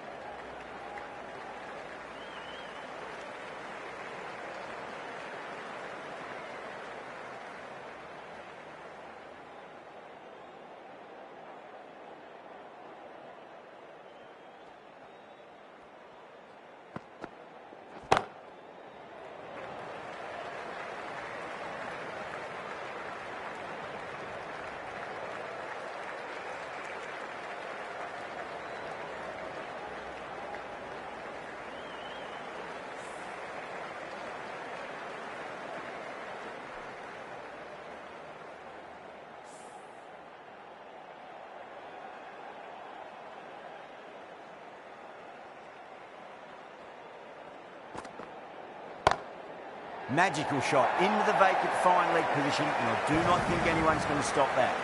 4 runs. They were so still at the crease. Just a slight movement forward. Fabulous shot.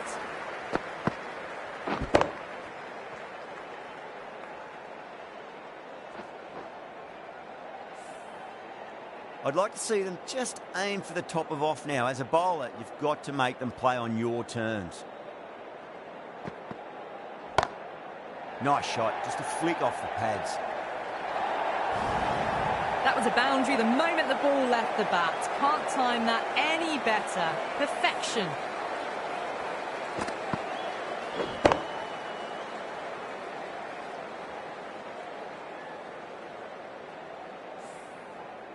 Do they go full? Do they go short? A lot to ponder this delivery after the boundary.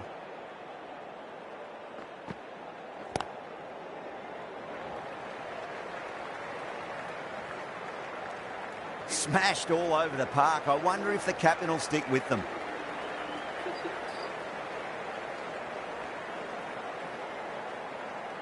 Stokes from the Kirkstall lane end.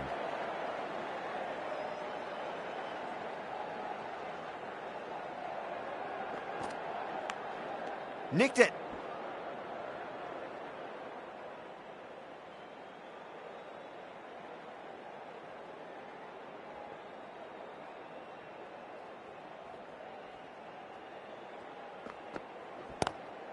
Pulled away and into the gap. Could be 4 more. The half century's in sight. More shots like that and they'll be well on their way to 100.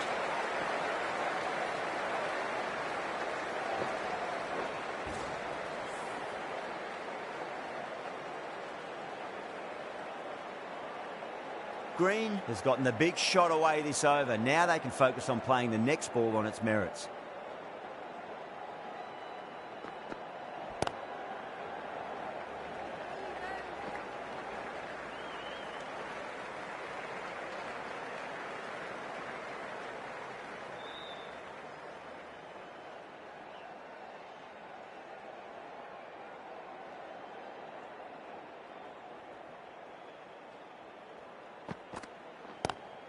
Drive straight down the ground. Mid-on will collect that one though.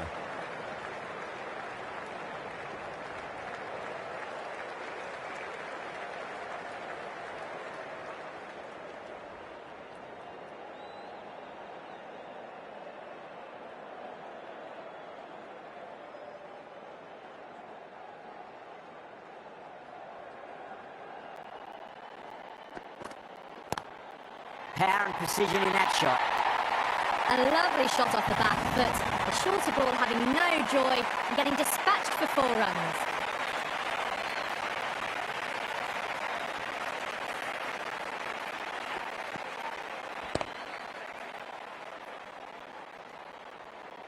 tried something a bit different last delivery, and the captain shouldn't mind that too much. If they get it right, they just might get that wicket.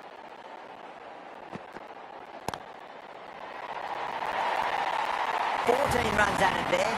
Australia 325 for 6.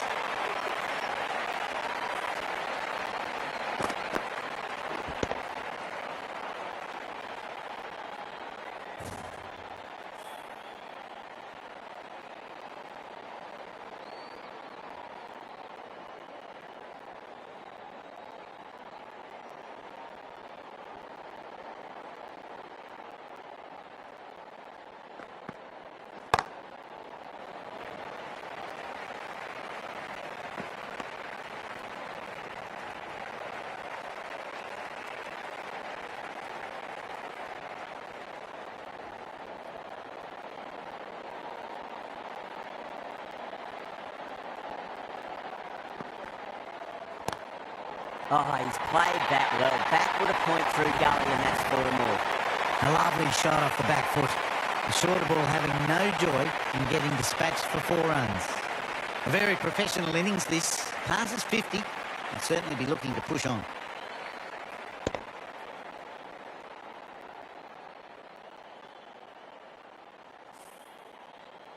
Good contest here at the moment. 4 off the last ball. It'll be interesting to see how the bowler can respond. Finds the fielder with that shot.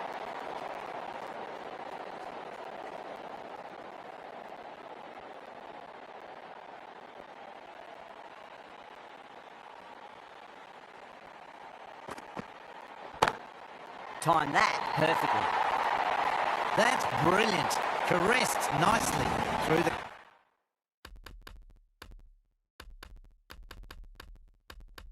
covers.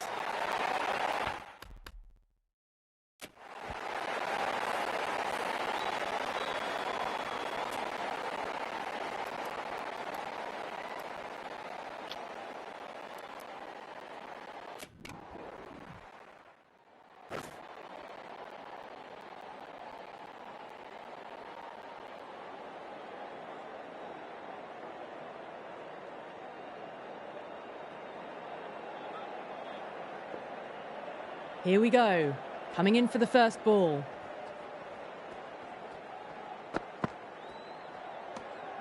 Still honing in on their lines. The batter happy to let it go through.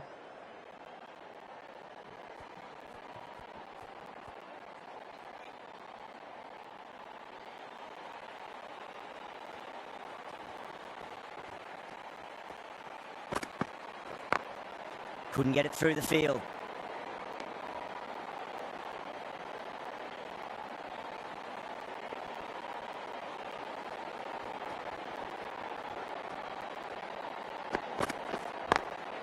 Square cut, finds point, no run.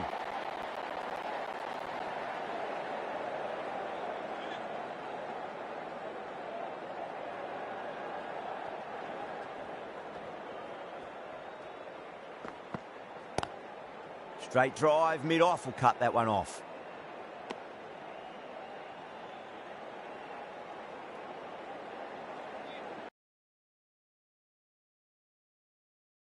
The key is not to thrash in this power play. It's such a good pitch with pace in the pitch and pace in the opposition bowling attack.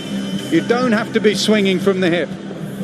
We saw that in the Australian power play. Just good cricket shots. You'll get value for your shots. Hold your shape. Both these batters know that. They are very experienced. They are high-quality white ball players. There is an opportunity here. Victory target for England. 180 runs from 120 balls. The rate required exactly 9 runs per over.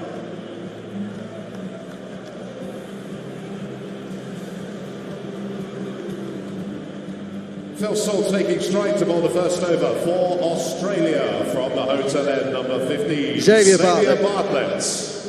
Just in his 4th T20 international. Big Queenslander. 8, 7, 6, 5, 4, 3, hit Spitfires 2, in the blast 1. Briefly. Right arm fast medium. He will get things underway for the Aussies.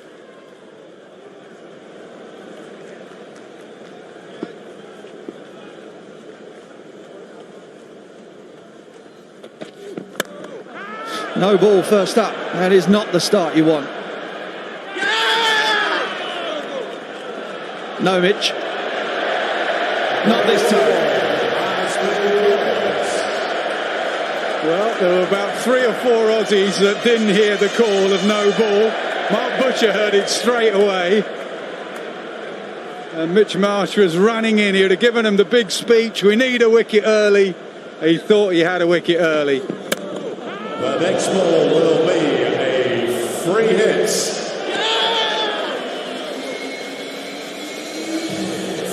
No, Mitch.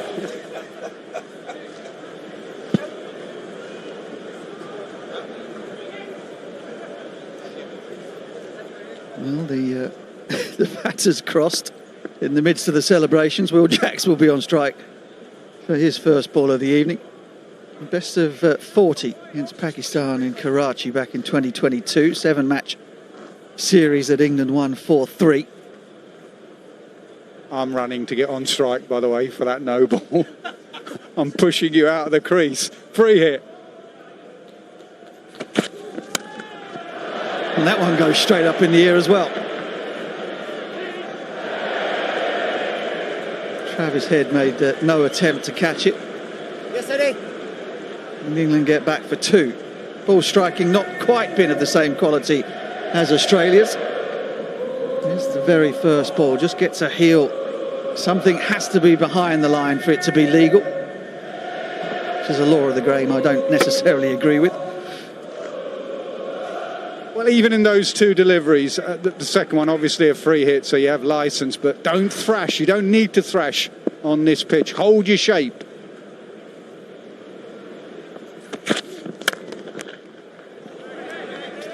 A bit like that, you mean? Yeah, just like that. You're too good at players, these 2 in particular. You got some debutants to come behind you in Cox and Bethel and Overton. These 2 could do some damage by just realising they're good players.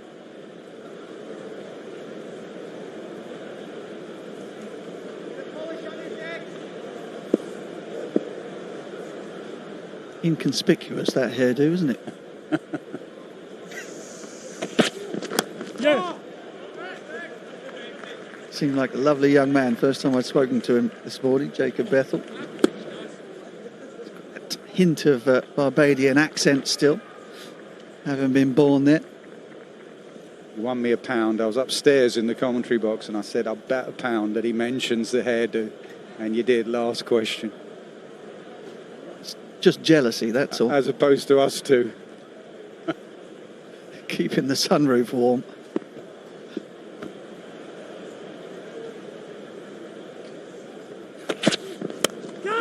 Again, it's skewed up into the air.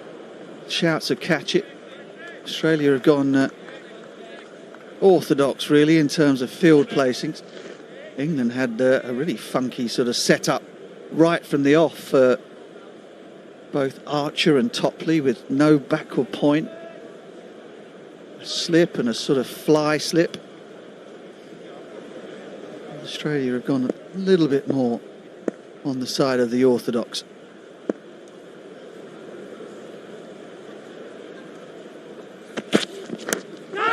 Again off the outside edge, and point was square, not backward point. Seems to be an unfashionable position, but that's twice. Once from Travis Head.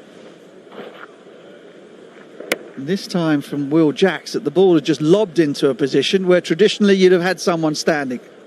Oh, you think of the great fielders that have played the game, the likes of Jonty Rhodes, Ricky Ponting used to field there, Paul Collingwood at backward point. That's where you got your catches in white ball cricket. And in both these innings, the sides have gone without a backward point.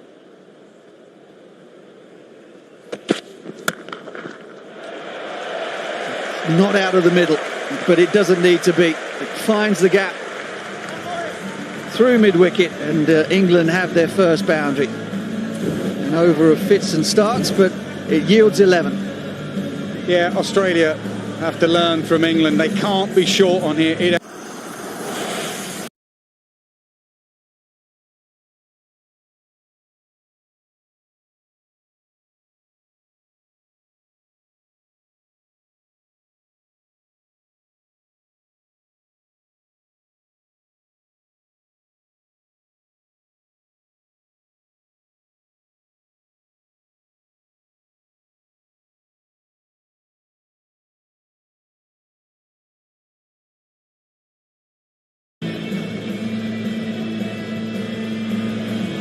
Josh Hazlewood. Played a massive amount of T20 cricket in the last 2.5 years or so. He is a bowler of high quality. Can he find the right length for this pitch?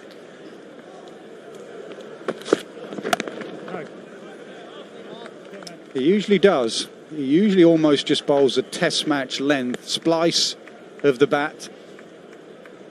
He often tries to find that length will just trim the bails until he gets hit off it.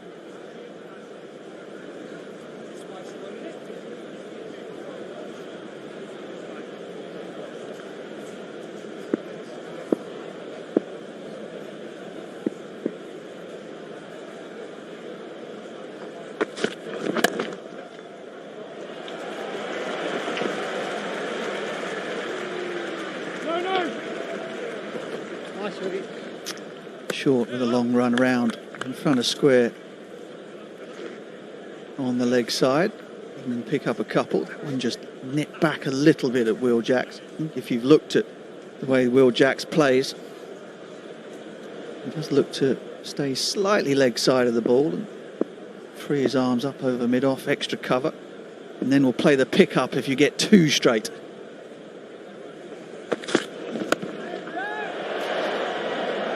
Does play the pick-up, but it goes straight into the hands of Matt Short.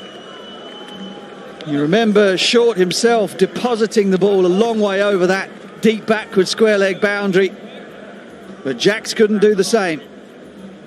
Exactly as Mark Butcher called it. He tries to give himself room and he'll flick it if you go leg side. And Hazlewood saw him give himself room and he followed him and he flicked it straight to Short. That is good bowling, bowling the perfect length. Hazlewood was always going to bowl the perfect length for this surface. He often does. So Will Jacks goes early. He made 6, England 13 for 1. My hair was thinning all around my hair.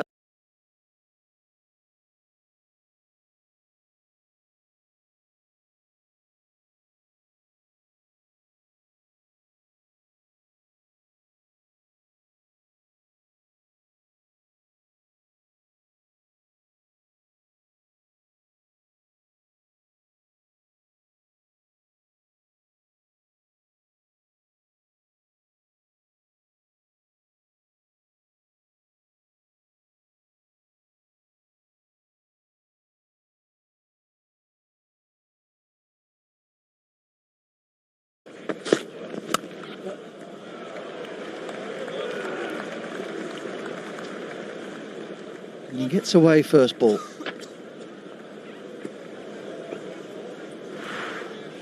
Yeah, Will Jacks will feel a little bit hard done by it, simply because there was just one man out there and he found him perfectly. But it was good bowling to follow him as he gave room there, as he shuffled leg side. Hazlewood was watching. And he didn't make the contact that Short made when he was batting in that direction.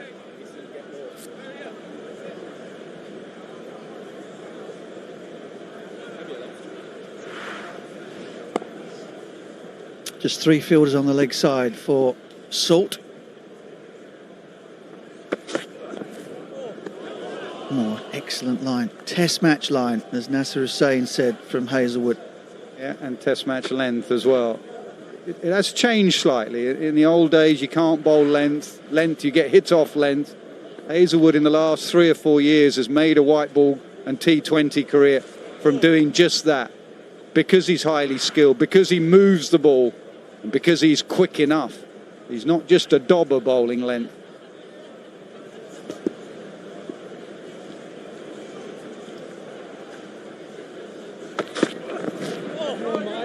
Beauty. He is high class. Salt can smile. Brought out a good take as well from Inglis down the leg side. And a quieter over, a successful one for Hazlewood, 14 for 1.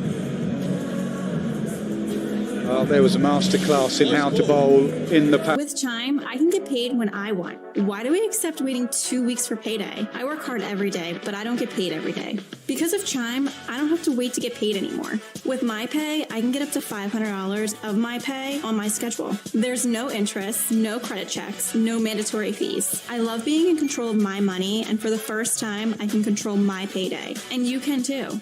And that's why I Chime. Join me at chime.com and get paid when you say.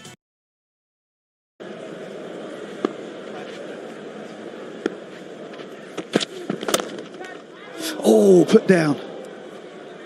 He was hit back firmly by Jordan Cox. But a chance nonetheless. Yeah, he had to go one hand. It was to his left, low in his follow through.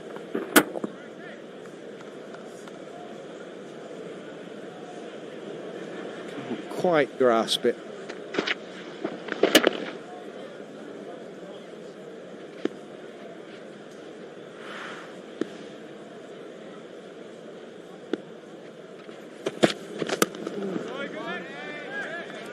Just a hint of movement.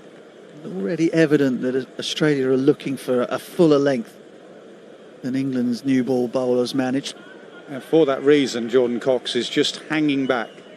He will go deeper, he'll use his crease. Nick Knight often talks about that, about coming out down the pitch, but Jordan Cox, look at him, he's almost back on his stumps, both feet within that crease. He will use the depth of his crease, then he will charge.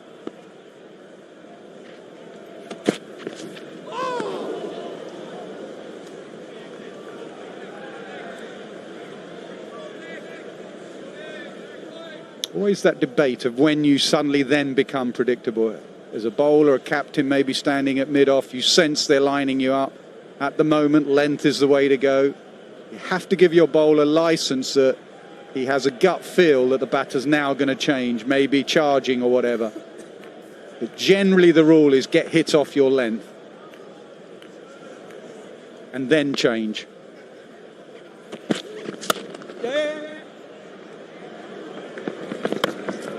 You see Jordan Cox do that a lot. Just open the face, try to thread it through the offside. Have his head got in the way at cover. But you're right. Because T20 cricket, 100 ball cricket, 10 over cricket, it's such a quick game. Bowlers often will go to their changes before there appears to be any need to change. At the moment, there's been nothing emphatic from England. And so you just keep banging away at that full length until something changes. Excellent.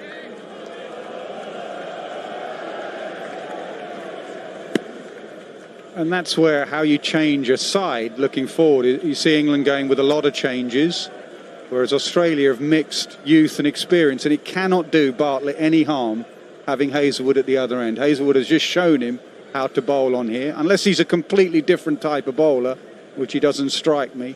So he's learnt from that more senior partner at the other end.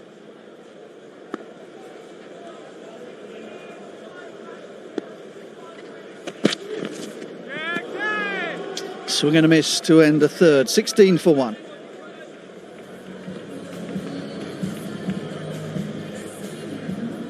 Did you know that water comes from lakes?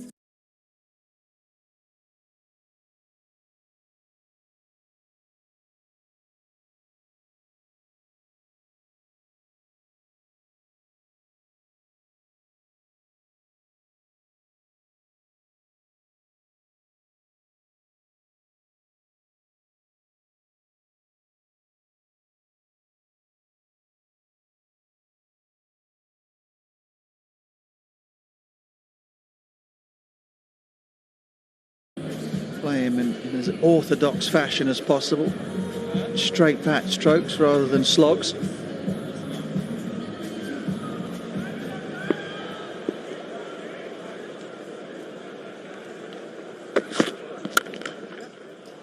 Oh, that's a peach.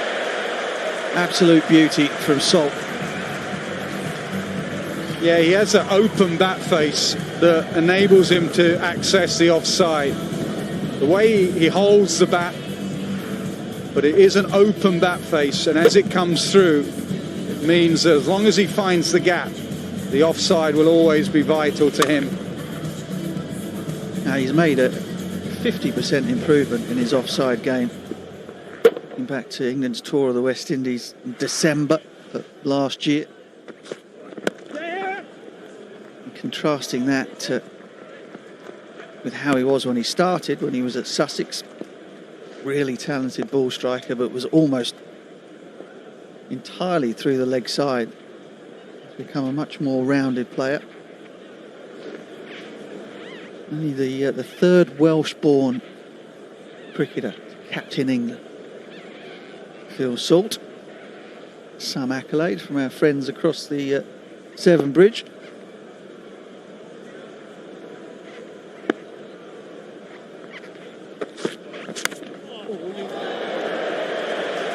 Streaky from Cox, but it's 4.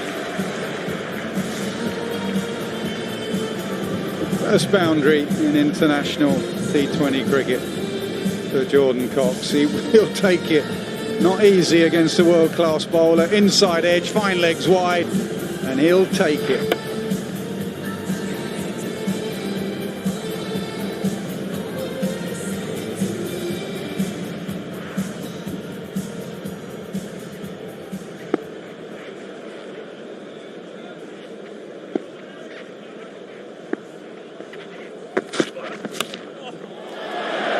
Repeats the dose. Almost pulls the peak of his helmet down over his eyes in embarrassment. Or he's developed a new shot. Just the inside edge, you could argue, although they've just had a catch out there with the wider fine leg, you could argue with it nipping around and it being Josh Hazlewood and a lad on debut. You could have fine leg fine, but that would have gone for 4 anyway. Hazlewood can't quite believe it.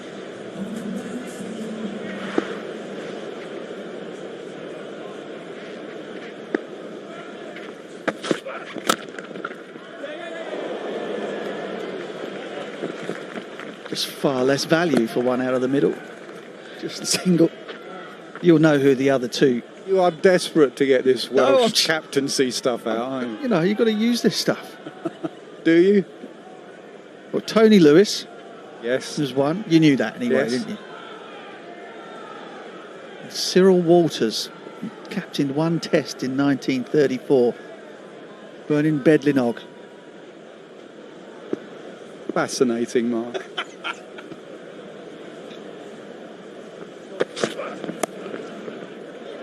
Guided away quite deliberately from Salt. Josh Hazlewood is not impressed. 4 overs gone, 34.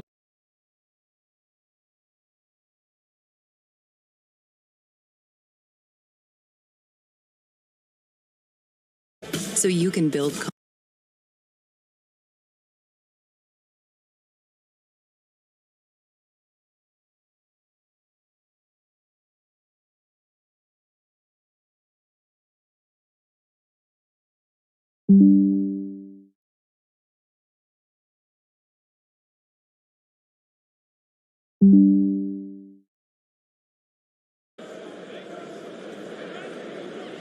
Time for Marsh to ring the changes. Deep backward square comes up inside the circle to be replaced by a man 30 yards to his left.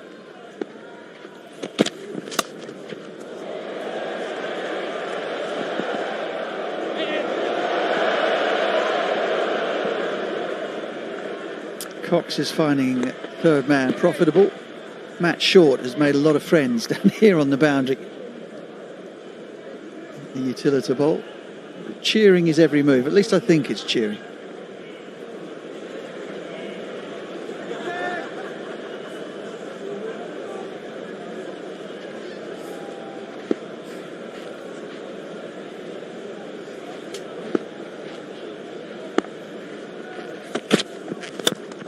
Slow ball picked and slapped.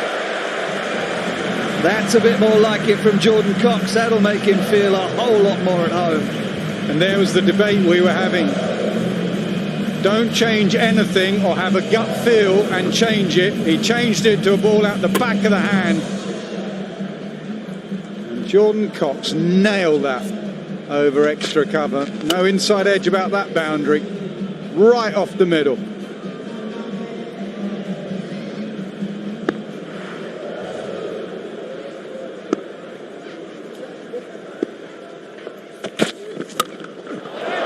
Oh, he's got a bit of that. Oh my goodness me! Wow! Tim David, he may well have made a duck with the bat, but that has more than made up for it. What an extraordinary catch. He had to make up so much ground running away from where the ball was hit. And he's clung on in spectacular style. Yeah, the silence was deafening. Everyone thought, right, this will be 2, maybe 3, maybe 4. Oh, just in. Just stayed in. That is quite brilliant from Tim David. And the reaction, they're going to have a look at it, but from our replays, that is absolutely fine. He has the awareness just to turn his right shoulder so he doesn't grasp that white ball. He turns there.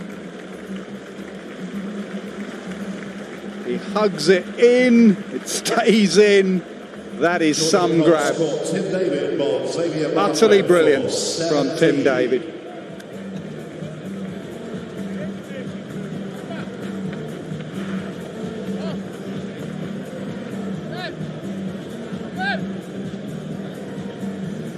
Yeah, just confirmation of what everybody in the ground knew, that Tim David had pulled off a specky. So Jordan Cox goes for 17 from 12 in his first outing as an England player, and he's replaced by Liam Livingstone, who had a terrific evening with the ball. 3 for 22 from 3 overs from him. Elevated up the order to number 4. A bit more responsibility on his shoulders in this new look England lineup. Over and a half of the power play to go.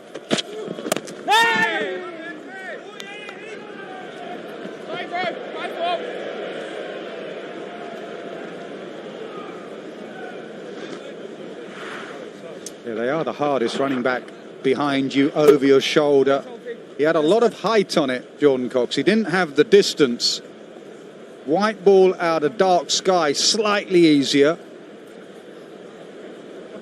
Just stayed in.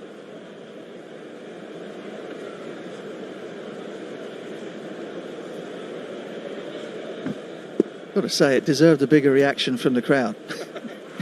Not impressed at all.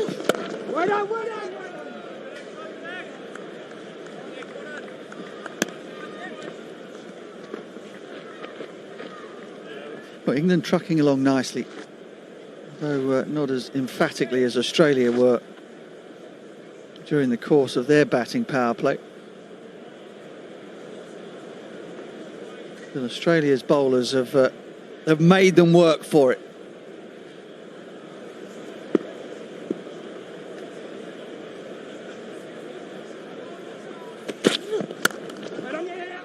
Opens the face again. Glorious cover drive once more from skipper Salt.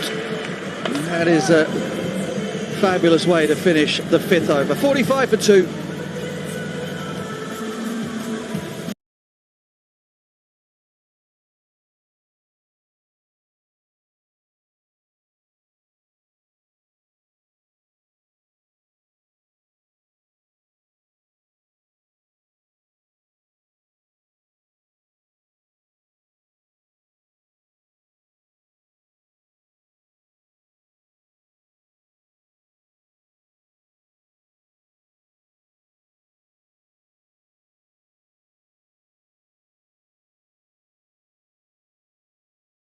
That was damage done by Travis Head and Matt Short. England 2 down at the moment. Salt 20 from 11 balls has looked good.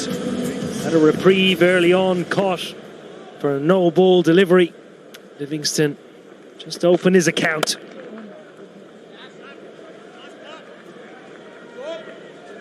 Australia been very accurate. Stuck to plan A, you would say, Ricky. Yeah, absolutely, Owen. Good evening. Good evening, everyone. Just to me, looks like there's a little bit more hold in this surface as well. Bit of moisture, that moisture maybe getting into the top of the wicket. And Sean Abbott is someone that does like to use the seam of the ball.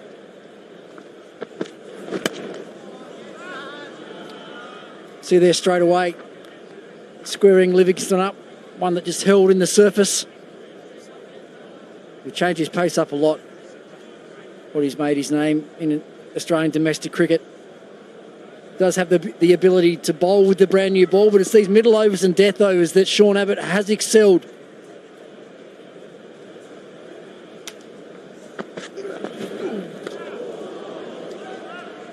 Extra bit of pace still there. Quite admire it, Ricky. Seen as the momentum shifted towards England's favour, the easy thing is to go chasing wickets. Yeah, he's a wicket taker, as I said. He normally does that from just his changes of pace and his variations. Tends to bowl quite a straight line, not give too much width away. Down the wicket from Livingston. This is an area of the game that has gone missing in Livingston's recent form, you would say. Up the order now, the absence of Butler. Opportunity, certainly in the next 3 games. Give himself a chance, build a platform, regain that form. Now sits deep, and I'll pick up 1. What do you think his best spot in the order is, Livingston? Yeah, here I think it's always an open-ended question, because he has the talent to bat absolutely everywhere from 1 to 7, and has done.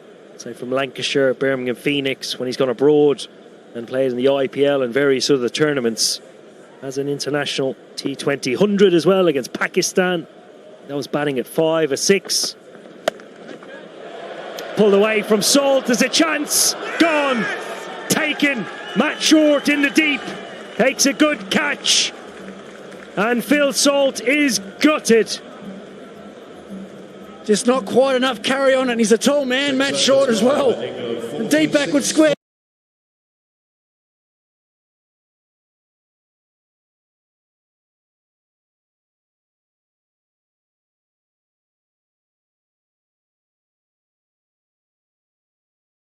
And Phil Salt is gutted. Just not quite enough carry on, and he's a tall man, Matt Short as well. The deep backward square boundary, and I said that man, Sean Abbott. Just not quite enough carry on, and he's a tall man, Matt Short as well. The deep backward square boundary, and I said that man, Sean Abbott. Boundary, and I said that man, Sean Abbott. Just not quite enough carry on, and he's a boundary, and I said that man, Sean Abbott. Just not quite enough. Well, different role for you today. You normally take the new ball in most teams you play in. Was that discussed previously? Is it a matter of just seeing how the game unfolds? Yeah, I think obviously I knew pre-game that I was going to come at the back end of the power play, and for me it's quite nice. I want to be that player who can contribute to all phases of the innings. So yeah, slightly different, but yeah, it paid off today. In at 5, Jacob Bethel on debut. Inside edge, I think.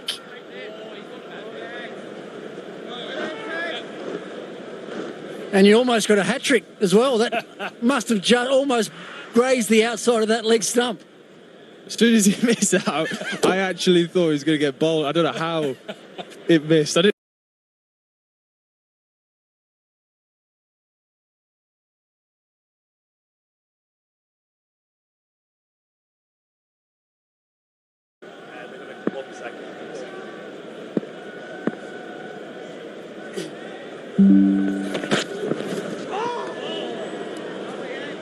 Well, Ricky, you mentioned it. Possible hat-trick. Let's have a look at it. Saqib, when was the plan changed to go full and straight? Well, that one's gone straight up. Well, for me, obviously, I changed the field to head in the power play and had the 2-men leg side. I didn't want to be predictable. I still felt if I went for the fuller ball, bowled 2 of those and then just pushed the length back a bit and nailed it. And then at the back end, it was, yeah, just keep the stumps in play. How was that missed? We have no idea.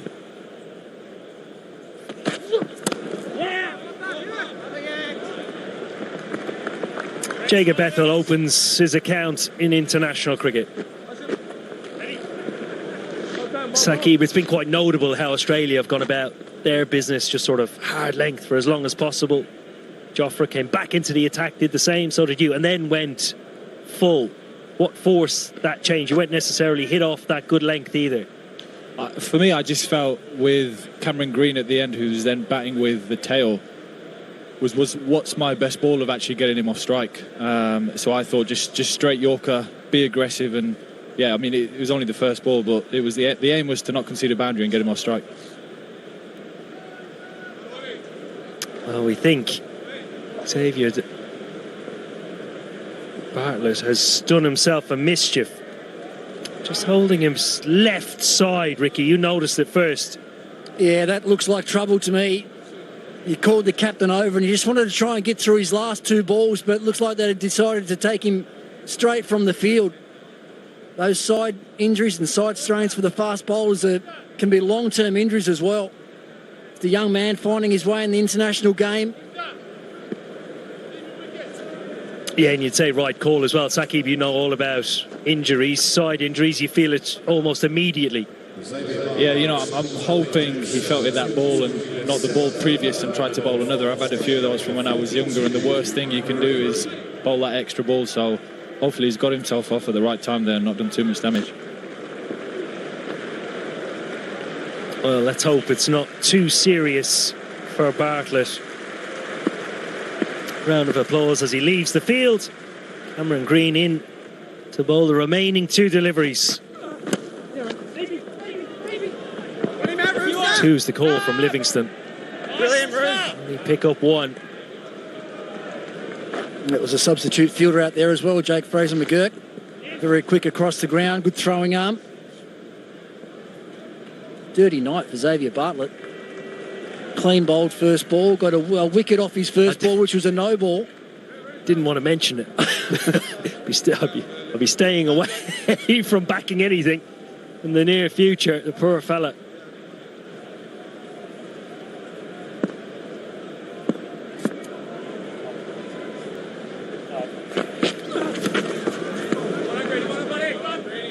Dot ball to finish the 7th over. England 49 for 3.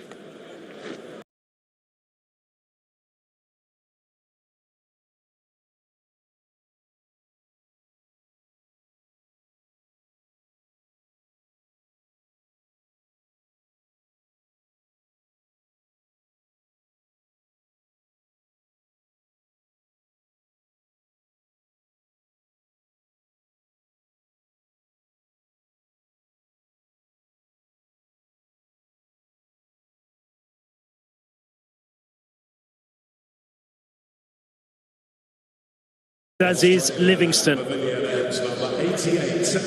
treated already today.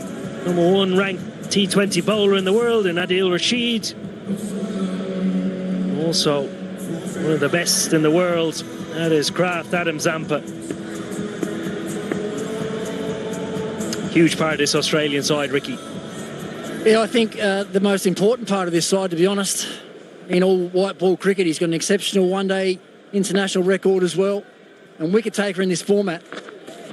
Oh, nice Orb. Lovely start, Zorba. There wasn't a huge amount of turn for Rashid immediately, probably more so for Livingston. See how it unfolds as England bring up their 50 in the 8th over. Over the wicket.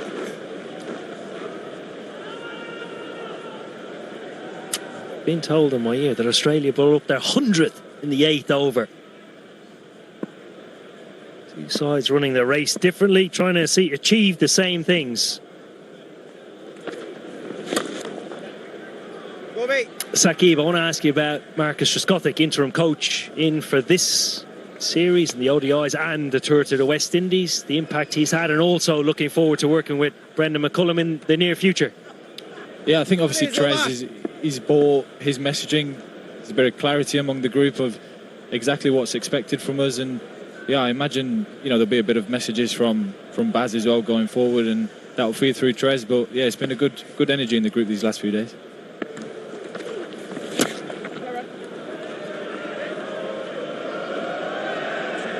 I wouldn't expect too much from Brendan over the next couple of months.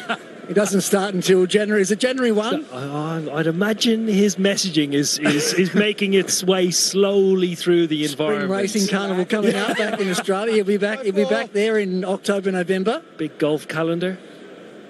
You can understand Marcus Trescothick has been a big part of that test backroom staff.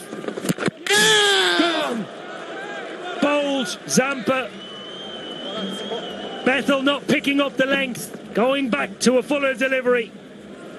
Yeah, that's what he does. Adam Zampa, he hits the stumps. Bowls a length that's always challenging the top of the stumps, changes his pace up, pushes one through a little bit quicker. And he's done all ends up. Didn't pick the length up at all. It skids off the surface and cannons into the top of leg stump. Bethel looks down in disbelief. Can't believe his leg stump has been knocked out of the ground. So Australia's leg spinner, one of their most important players, makes an important breakthrough, a big one for Australia. The debutant on his way, 52 for 4.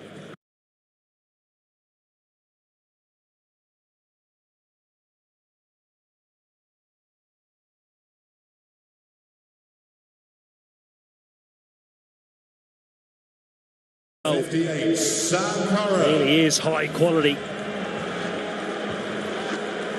He was excellent in the 100, the Oval Invincibles.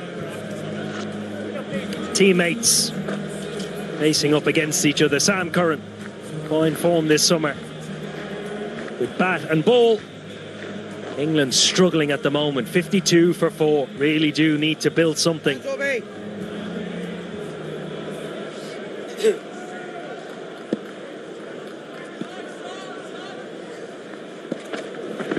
Oh, that's nice, Orba. Well, we've seen 2 high-class leg spin, all 3. Put Livingston into that category as well tonight. And they're both slightly different. Adil Rashid likes to bowl a little bit slower, toss the ball up, challenge the batsman off the front foot. Zampa's the other way. He does that. He tries to push the batters back in their crease and challenge the stumps. Down, Greeny. Moving TD. They both do it with great control and accuracy, regardless if they're under pressure or not. 8 overs gone. England 53 for 4.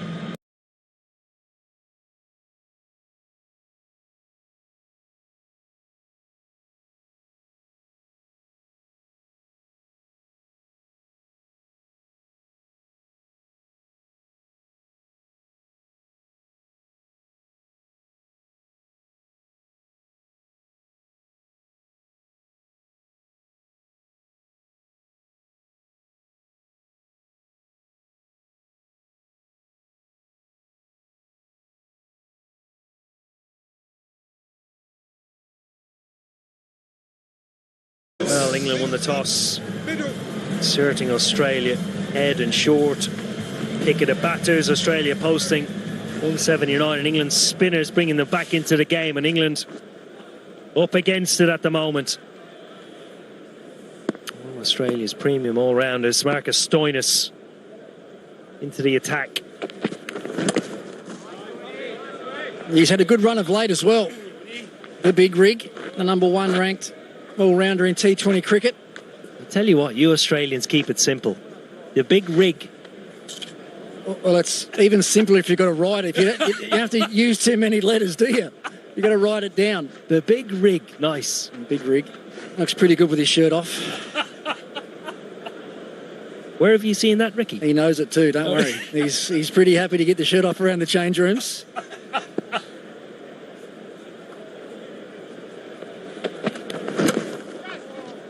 Oh, I'd imagine he'd be keeping it on in this weather.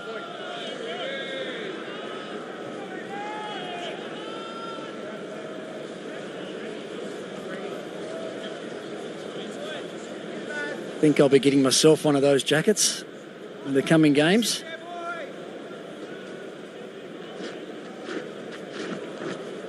Still smiles. Still smiles. Might have a beverage under there somewhere.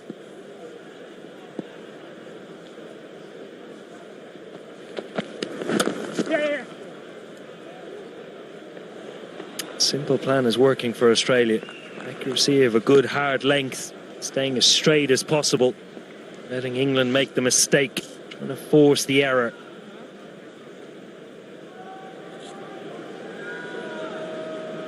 Rick, put yourself in England's shoes at the moment as coach. What would they be, break it down, what would they be happy chasing in the last 5 overs, let's say? They work towards that. Well, the hard thing for them right now is that they're 4 wickets down. And we talked at the start of the game about them feeling like they're probably a batsman light in their order. So this is a crucial partnership. But you don't want to be chasing any more than 12, 13 runs and over in the last 5. Bye! Ouch. Slower ball from Stoinis, Miles from Livingston. Sure, it's hit him on the helmet, yeah. Indications, the England medical staff